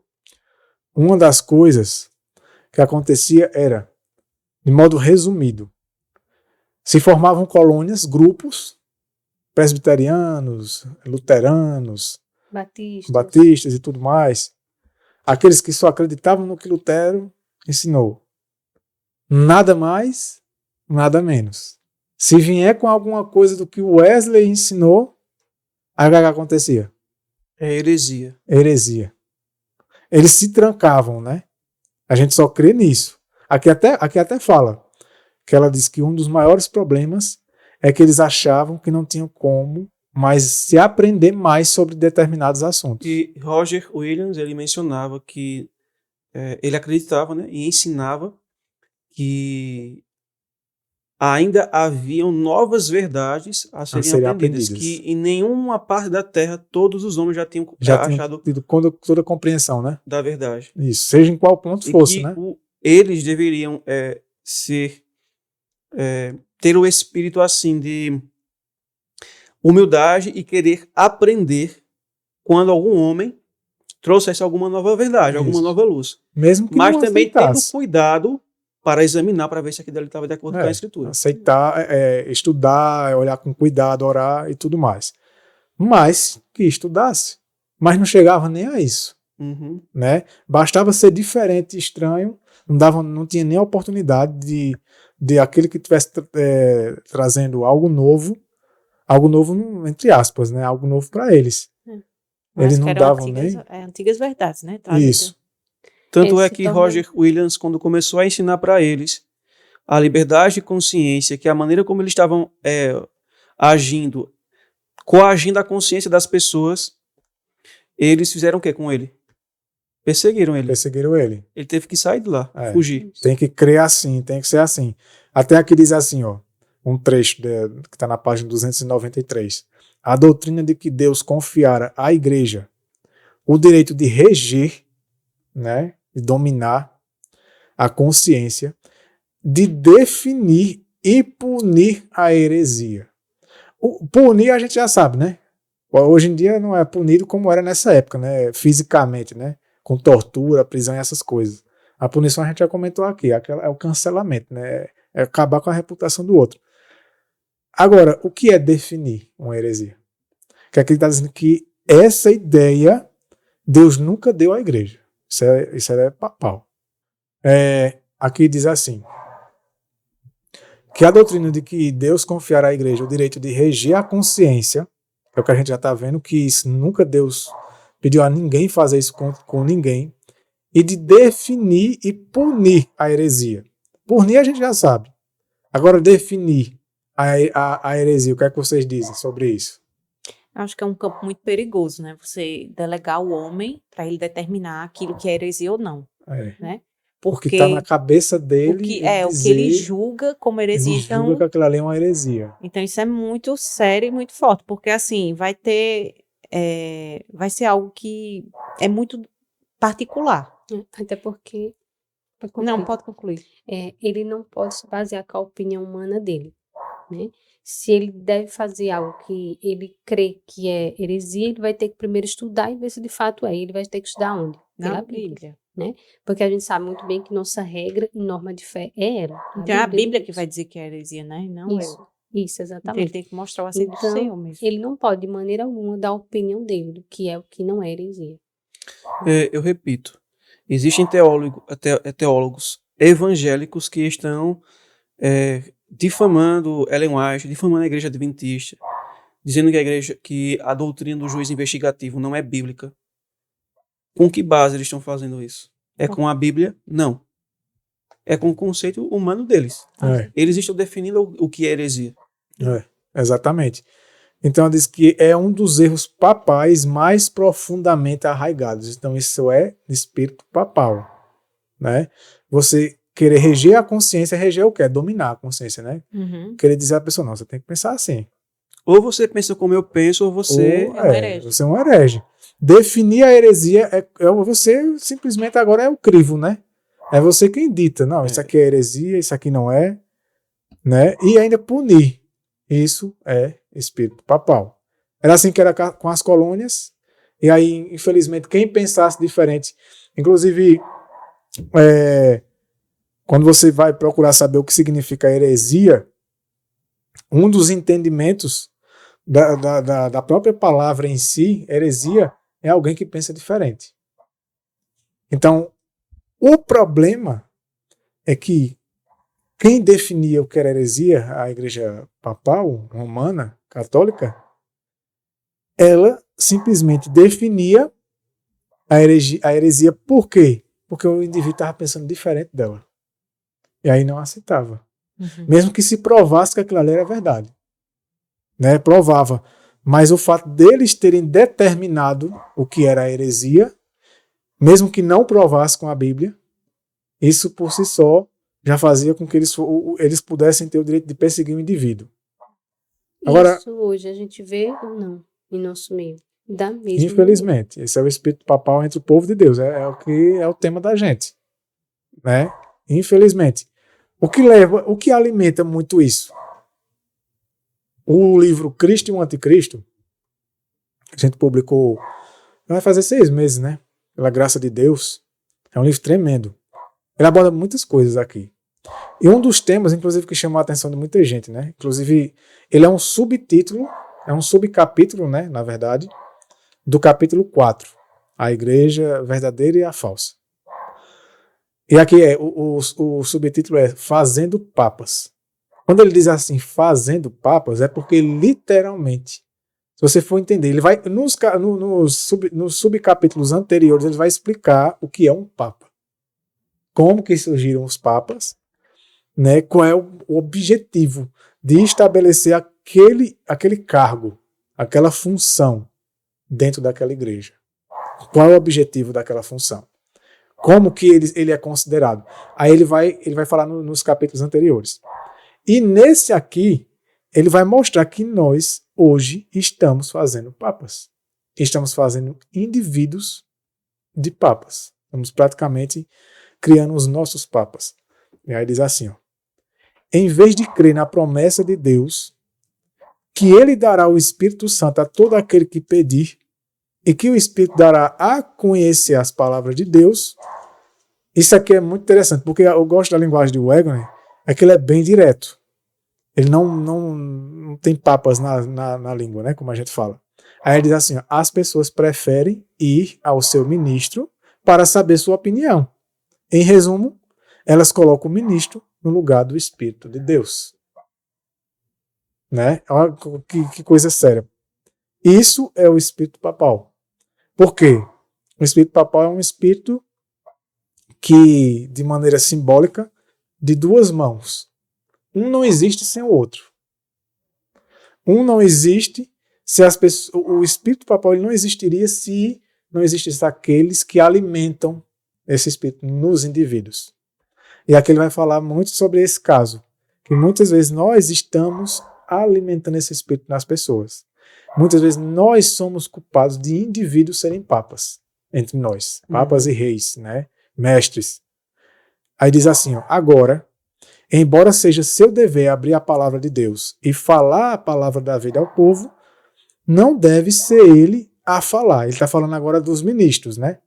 É o dever dele, sim, abrir a palavra de Deus e tudo, mas não deve ser a opinião dele. Ele deve expor somente a Bíblia. Só que isso hoje em dia passou a se tornar uma coisa para as pessoas cansativo, elas não querem ouvir Bíblia, elas não querem uma mensagem, um estudo bíblico, uma pregação que fala muito Bíblia, que cita muita Bíblia, o Espírito de Profecia. Não, elas querem só ouvir a pessoa falar. Aí, como elas alimentam isso nos ministros, consequentemente os ministros já sabem o que elas querem e eles não querem perder cargo. Né? Isso, eles não querem perder cargo, não querem perder seus recursos, seu status, não querem perder seus benefícios. Aí o que é que eles vão fazer? Vou dar a eles o que eles querem. Vou usar um outro texto ali isolado e vou falar filosofias da vida. Aí ele diz assim, ó. Ele, o ministro, deve dar-lhes apenas a palavra de Deus e não a palavra do homem. Porém, mas as pessoas acham muito mais fácil deixar alguém pensar por elas e assim, unindo-se a algum ministro em quem tenham confiança, elas tomam suas palavras como as palavras de Deus. Por isso que esse capítulo aqui desse livro, quem tem ele, quem já leu e chegou nele, ficou assim bem impactado, porque ele sendo pastor na época, o Wagner era um pastor, ele não admitia que as pessoas fizessem isso com ele. Não é simplesmente chegar e dizer, não, fulano, aí eu vou, por exemplo, eu determino que algo é uma heresia, aí eu vou e chamo um outro fulano para, olha como é que é a verdade. Ele é autoridade no assunto. Ele é autoridade, vejam o que é que ele vai dizer. E o que ele disser está dito. A gente fica com o que ele falar. E aqui, ó, em outro parágrafo diz assim, ó.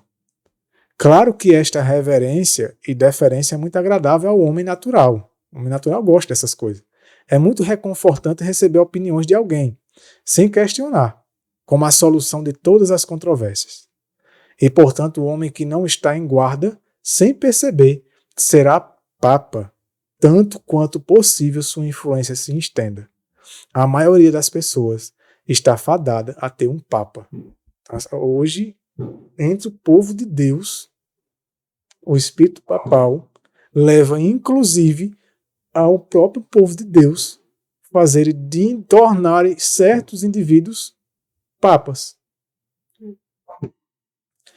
Aí diz assim, em vez de estudar a palavra de Deus por si mesmos, eles vão implorar a um ministro para dizer-lhes o que isso ou aquilo significa, dar sua opinião sobre um texto da Escritura e dizer-lhes o que devem fazer neste ou naquele assunto. Muitos bons homens, portanto, que dificilmente podem encontrar linguagem forte e suficiente para condenar o papado, são eles próprios papas em ter consciência disso. Então é como se ele estivesse dizendo, eles nem têm autoridade para condenar o papado. Por quê? Porque eles mesmos estão se deixando serem tornados papas. E as pessoas também estão tornando os indivíduos papas. Por quê? Porque estão colocando elas no lugar da palavra de Deus. A opinião delas. Então, assim, essa mão dupla, né? Tem que também ter cuidado com essa questão também de permitir com que as pessoas façam, né, papas, né? Isso. E assim, às vezes a gente foca só, porque as pessoas só seguem os líderes, mas esses líderes também permitem com que ter o seu rebanho dessa forma. É os dois lados que não se pode se permitir, né? Justamente. Então, quando não há humildade ali do ministro, ele gosta, né? E assim, quando a gente vai falar sobre a questão da lisonja, né? Que Satanás usa muito isso para derrubar o ser humano. E é uma área muito, digamos assim, como é que eu posso dizer? Que é algo que o ser humano precisa vigiar muito. Porque é algo que vai lisonjear você saber que aquelas pessoas gostam de ouvir o que você tem para dizer. Querem saber sua opinião, sua posição. Você começa a se sentir importante. E isso vai trabalhar no ego, né, da pessoa. E aí a pessoa começa a não mais ser um instrumento de Deus, mas sim, né, se deixar levar agora e a glória vir para si. Isso. E aí ele diz assim, não precisamos despender toda a nossa indignação no Papa de Roma. O homem que põe sua confiança no homem, em vez de na palavra de Deus, é tão culpado quanto o Papa. Então adianta a gente ficar fazendo mensagens e mais mensagens, mostrando o Papa está fazendo isso, o Papa está fazendo aquilo. E às vezes eu posso ser um Papa, né? Isso. E às vezes a gente, no nosso meio, claro que não com a mesma dimensão de influência, mas que são sem saber, representantes dele, no Uhum. meio do povo de Deus. E na medida em que aqueles que fazem os papas são tão culpados quanto aqueles que consentem ser feitos papas, tanto um lado quanto o outro. E aí tem aquilo, né? Por exemplo, alguém traz um estudo de algo que não era comum entre o povo de Deus, e aí o povo já se alarma, e aí, mas fulano crê assim? Será? Vamos perguntar a fulano. Será que ele crê assim? Se fulano não Em crê vez assim, de estudar a Bíblia, né? Pra É. ver se tá correto. se fulano não crê assim, pronto, então é perigoso. Aí um papado protestante não é melhor do que um papado católico romano. Um babilônico dentro do povo de Deus não é melhor do que um babilônico lá em Babilônia. É pior, né? Porque ele É tem mais pior. conhecimento. Tem mais Com luz, tem certeza. mais oportunidade, Uhum. Verdade. né? O mal do papado não consiste nos erros especiais que são mantidos por eles, mas no fato de que o homem é colocado no lugar de Deus. E a gente faz a mesma coisa no nosso meio. Todos os erros descorrem disso. Ou seja, só o fato de fazer isso, pronto, já vai vir outros, mesmo que não sejam as mesmas doutrinas de lá, né? Portanto, repudiar algumas falsas doutrinas do papado não significa necessariamente um repúdio ao próprio papado. O homem pode clamar contra todas as falsas doutrinas do papado e ainda ser, na realidade, uma parte desse falso sistema.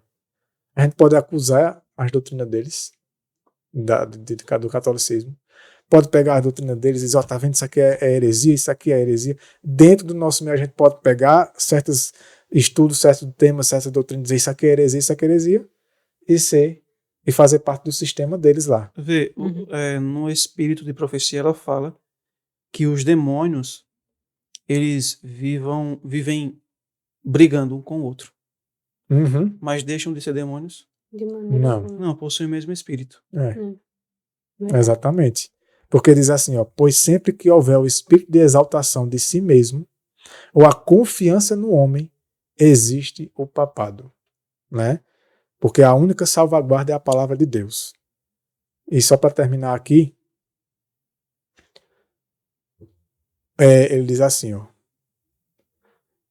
além disso, aquele que recebe uma verdade na autoridade do homem receberá com a igual facilidade um erro na mesma autoridade.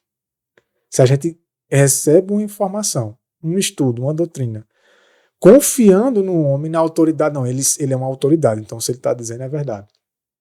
Então, mesmo que seja uma verdade, se o fato de eu estar aceitando é porque ele é uma autoridade, porque está vindo dele, E não pela Bíblia. e né? não pela Bíblia, se ele vier com erro, eu também aceito. Uhum. Por quê? Porque vem dele. E aí eu ponho minha confiança total nele, cego Ele é meu ídolo. isso. Exato. Consequentemente, o que ele trouxer É. para mim, seja verdade ou mentira, Ele não eu pode aceito.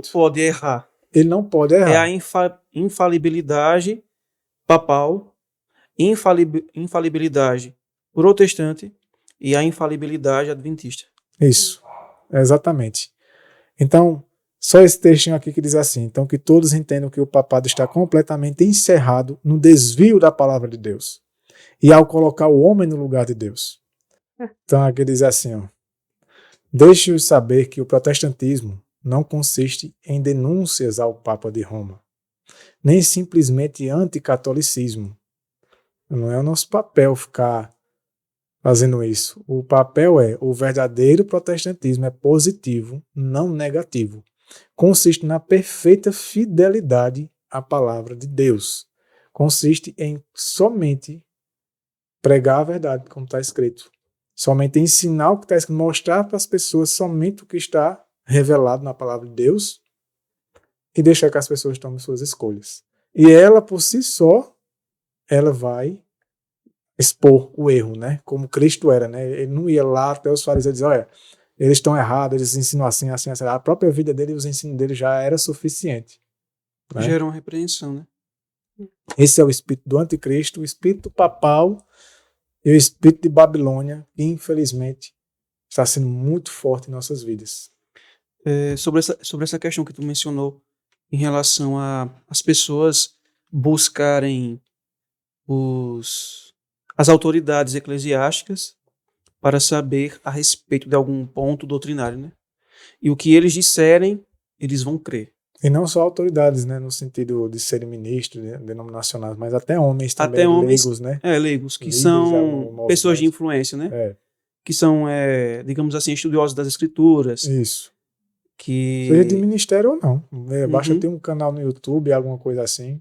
Justamente, uma pessoa de influência.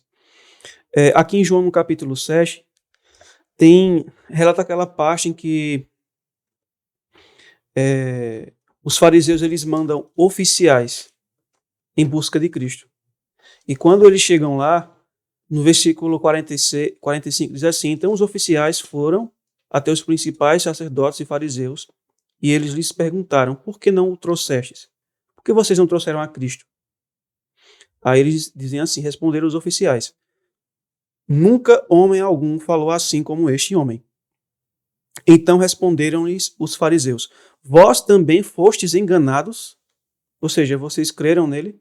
E considerava Cristo um enganador, né? Uhum. Aí no versículo 48 eles dizem assim: alguém dos governantes ou dos fariseus acreditou nele, em outras palavras, para que você possa crer? Por acaso a gente, os doutores da lei, cremos nele? Não, nós não cremos nele. Por que você está crendo nele? Pronto, isso é suficiente para vocês também não crer nele. Justamente, vocês não podem crer nele, porque A nós gente não não cremos. cremos. E nós somos doutores da lei. A consciência de vocês deve andar de acordo com a que a gente crê. Perceba que eles não respeitam a liberdade de consciência. E da onde provém esse espírito? De Lúcifer, de Satanás. A gente, como nós lemos lá em Isaías capítulo 14. Satanás, ele não respeita a liberdade de consciência de ninguém. Ele quer que as pessoas sigam o que ele diz, o que ele dita, o que ele crê, o que ele criou. Se as pessoas se recusam, ele vai utilizar a força e a coerção, a força e a violência. E a gente vê isso, o mesmo espírito manifestado nos fariseus, o mesmo espírito manifestado no poder papal, o mesmo espírito manifestado nos protestantes daquela época e o mesmo espírito sendo manifesto dentro do adventismo. Entre aqueles que professam a verdade presente, manifestando o mesmo espírito de Satanás, coagindo a consciência das pessoas. Versículo 49 diz assim: mas esta multidão que não sabe a lei é maldita. Olha como eles desprezavam as pessoas que seguiam a Cristo. Jesus Cristo. Chamavam eles de pessoas que eram ignorantes quanto à verdade e eram malditos porque na mente dele, na visão deles, nem sabiam e ainda estavam seguindo um enganador. Uhum. Na mentalidade deles, esse povo é ignorante. Por acaso eles cursaram teologia? Eles estudam conosco? Eles Então, são tudo escribas? perdido. Como é que esse povo vai seguir um falso profeta, um enganador? Hoje seriam chamados de quê? De hereges, dissidentes. Esse povo não tem capacidade intelectual para discernir a verdade do erro. É isso que eles estavam dizendo. Isso faz parte do espírito do anticristo, de Satanás. Aí, aqui em Marcos capítulo 7,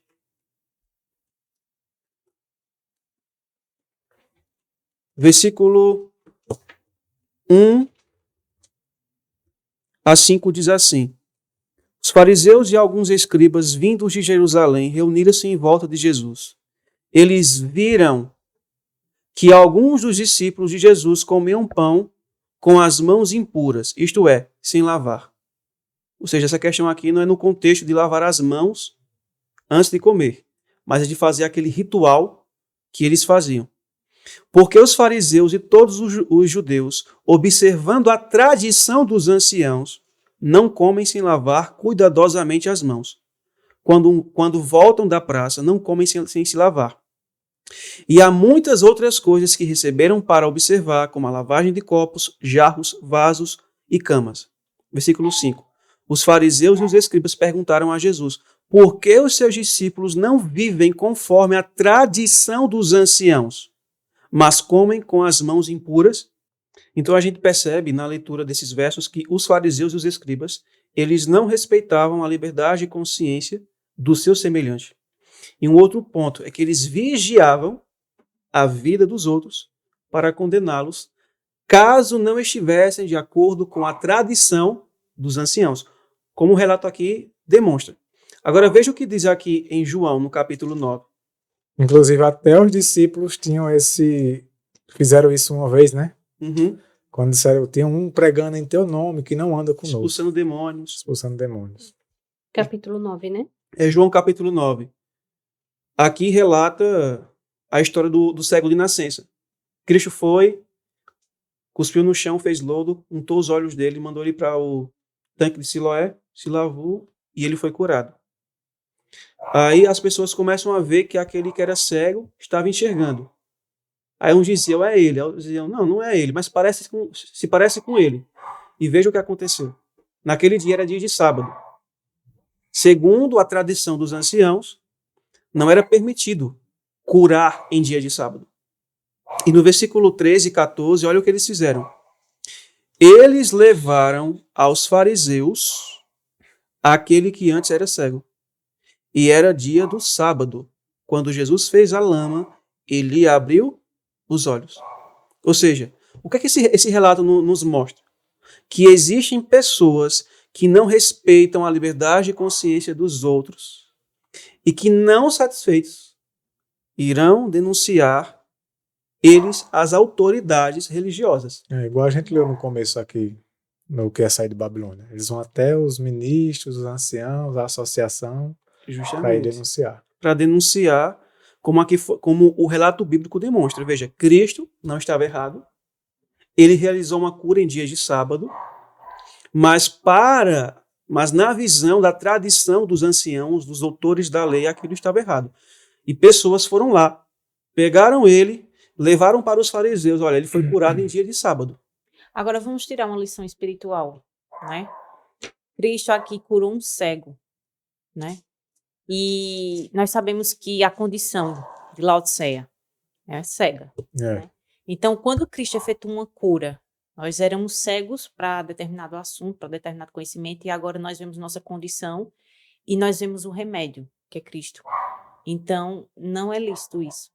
Você não pode ser curado da sua cegueira. Não. Você tem que permanecer com os seus olhos, seu entendimento fechado. Hoje em dia a gente tem que eles Né? querem que a gente permaneça na ignorância. Nas trevas. Nas Então, trevas. quando alguém é curado e vai proclamar essa cura, que foi isso que ele fez, né? Então, aquilo é barrado. Você não pode fazer isso. Você tem que permanecer, né? Cego. Então, O propósito é esse. É permanecer.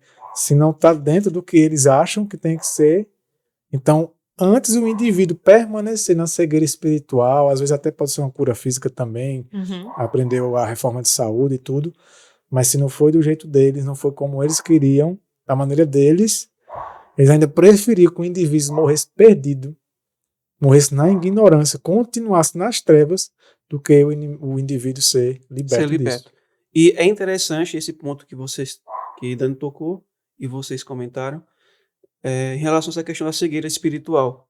Porque no relato do capítulo 9 de João, quando Cristo ele faz essa cura desse cego de nascença, no versículo 39, Cristo diz assim, e disse-lhes Jesus, eu vim a este mundo para juízo, para que os que não veem, vejam, e os que veem se tornem cegos. Ou seja, aqueles que são cegos espirituais, ignorantes, involuntários, eu vim a eles para que eles vejam a luz do Evangelho. Mas aqueles que acham que veem, que são ignorantes, voluntários, eles vão se tornar cegos.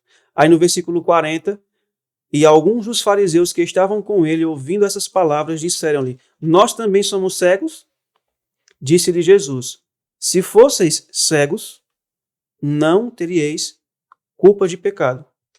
Mas como agora dizeis, nós vemos, portanto o vosso pecado permanece. Então, por mais que eles estivessem cegos, mas quando Cristo pregava a sua palavra, quando Cristo estava na presença deles, o Espírito Santo convencia eles de que Cristo era o Messias, e eles sabiam disso. A questão é que eles não quiseram abandonar o orgulho deles. E o orgulho deles, o egoísmo deles, foi a ruína deles. Aí, para finalizar, eu quero ler só Lucas 20:20. Veja que interessante essa passagem bíblica. Lucas 20:20. Olha o que os escribas, fariseus, eles faziam com Cristo. No versículo 20 diz assim: e eles, vigiando-o, enviaram espiões, os quais se fingiam de homens justos, Isso aqui é interessante. para o apanharem em alguma palavra e o entregarem ao poder e à autoridade do governador. Se fingiu de homens justos, de amigos, né? De interessados no assunto, né? Uhum. E aqui Perigo. aquilo que o mesmo espírito, né, que o cardeal relatou, Uhum. para apanharem alguma palavra. E mal interpretar ela. É. E sair levando. E foi isso que eles fizeram. É. Quando Cristo estava perante os, sendo julgado pelos líderes judeus, o que foi que eles fizeram? Ele disse que destruiria o templo em 3 dias. Exatamente. Tiravam a palavra, né, do contexto. Pagaram outras pessoas para falarem mentira contra Será, ele. que Pra falar em mentira. será que é hoje assim também? Com certeza. Você disse que crê numa coisa e aí inventam, né? Só porque você disse, aí começa a dizer, olha, fulano crê assim. Então quer dizer que se ele crê assim, aí inventam coisas sobre a natureza humana de Cristo, né? Ah, então eles creem que Jesus Cristo era pró-lapsariano, então Jesus Cristo fez isso e fez aquilo. Se eles crêem assim. Ele tinha Eles estão tendência pra ensinando isso, pra assim, tem isso. tendência para isso e para aquilo. É, Coisa tem que a gente nunca diz, né? Como- duas falas aqui agora. As duas eu vou parafrasear. A primeira, não há nada novo debaixo do sol, né? É. E o que foi se repetirá. Então, o que aconteceu no passado vai se repetir também nos nossos dias, né? Porque não há nada novo. Vocês falando isso agora, eu me lembrei de uma situação que aconteceu com a gente, acho que em 2018, acho que foi em 2018, que chegou até nós, na verdade, essa informação. Eu não sei a quem foi passado isso, né? Mas chegou até nós uma informação de que falaram que nós estávamos pregando que a gente estava dizendo que Cristo era gay, Era homossexual. homossexual, Era exatamente isso que eu ia mencionar aqui. né? Então, veja até onde vai o ponto da distorção. Isso aí é o espírito do papado, né? Porque o espírito do papado, ele envolve muitas coisas. Isso, E uma delas é a calúnia. exatamente. Eu já tive experiência com pessoas que fizeram isso comigo. Eu falava A, ela entendia B e dizia que eu falava C. Uhum. Teve uma pessoa que eu estava conversando com ela acerca das escrituras e em nossa conversa ela começou a dizer que... Ela começou a se alterar e começou a dizer que eu estava ensinando heresia, erro e não sei o quê.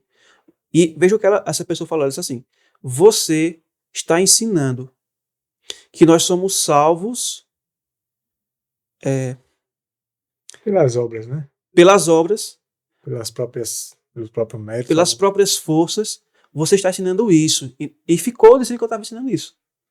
Sendo que, ao conversar com essa pessoa, eu nunca falei isso. E o assunto que a gente estava conversando não era nem sobre essa questão de como observar a lei de Deus, como obedecer a Deus.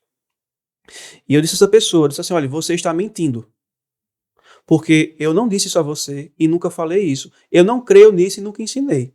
Eu creio que só é possível obedecermos a Deus mediante o poder dele. Aí essa pessoa se alterou e começou a fazer falsas acusações contra mim. Por exemplo, a gente estava conversando sobre a questão de tendência. Eu falei a palavra tendência herdada. Essa pessoa disse assim, você disse que Jesus tinha pecado herdado, que ele herdou pecado. Eita. Eu disse assim, olha, eu não disse que Cristo herdou o pecado. Eu disse que Cristo herdou tendência. Eu falei tendência e não pecado. Aí eu tive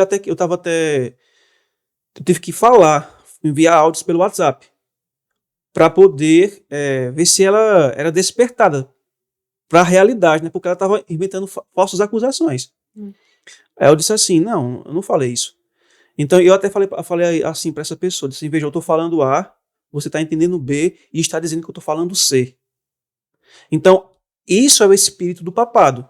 Isso é o espírito do anticristo. Esse era o espírito dos fariseus, porque eles partilhavam do mesmo espírito de Satanás. Paulo fala que os maldizentes não herdarão o reino dos céus. E a palavra maldizente ali no grego é a palavra diabolos. Os Que é diabos diabo. o diabo não vai entrar no céu. Eles foram Justamente. expulsos do céu. Então, pessoas que possuem o espírito do anticristo, pessoas que não respeitam a liberdade e consciência do seu semelhante, por mais que de fato ele possa estar errado, ele pode estar ensinando heresia, erro, o que for. Mas se você não respeita a liberdade e consciência dele, você possui o espírito do anticristo.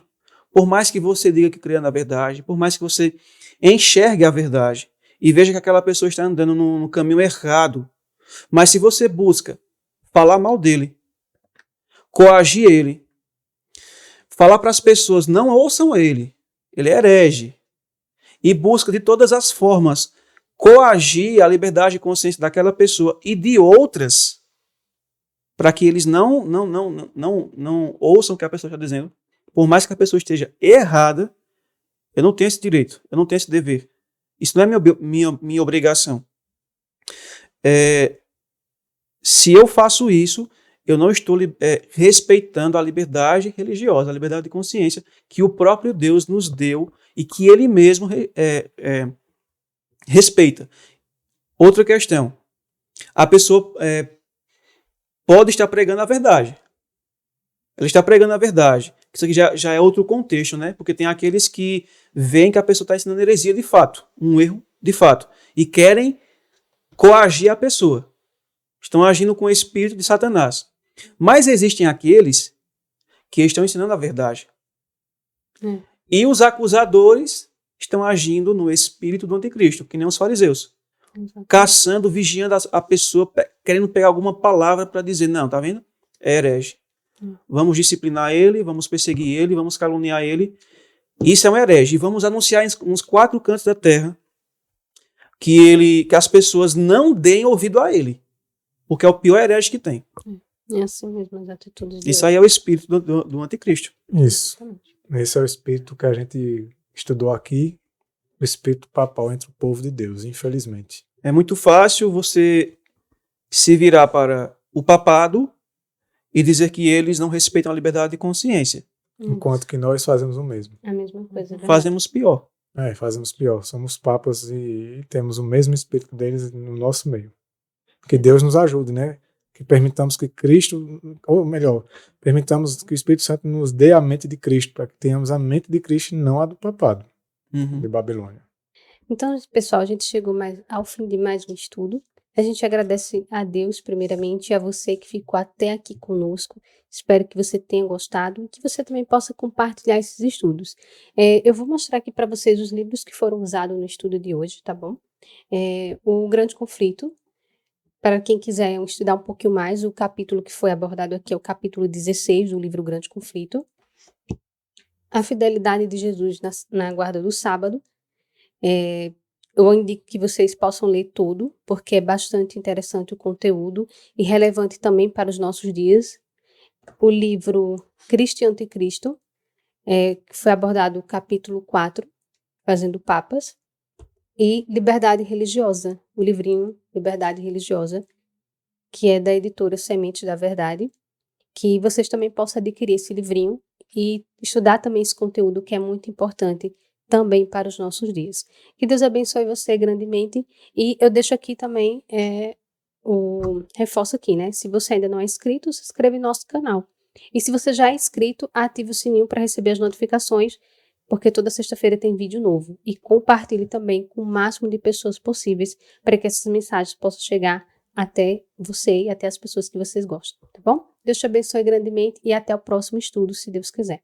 Amém. Amém.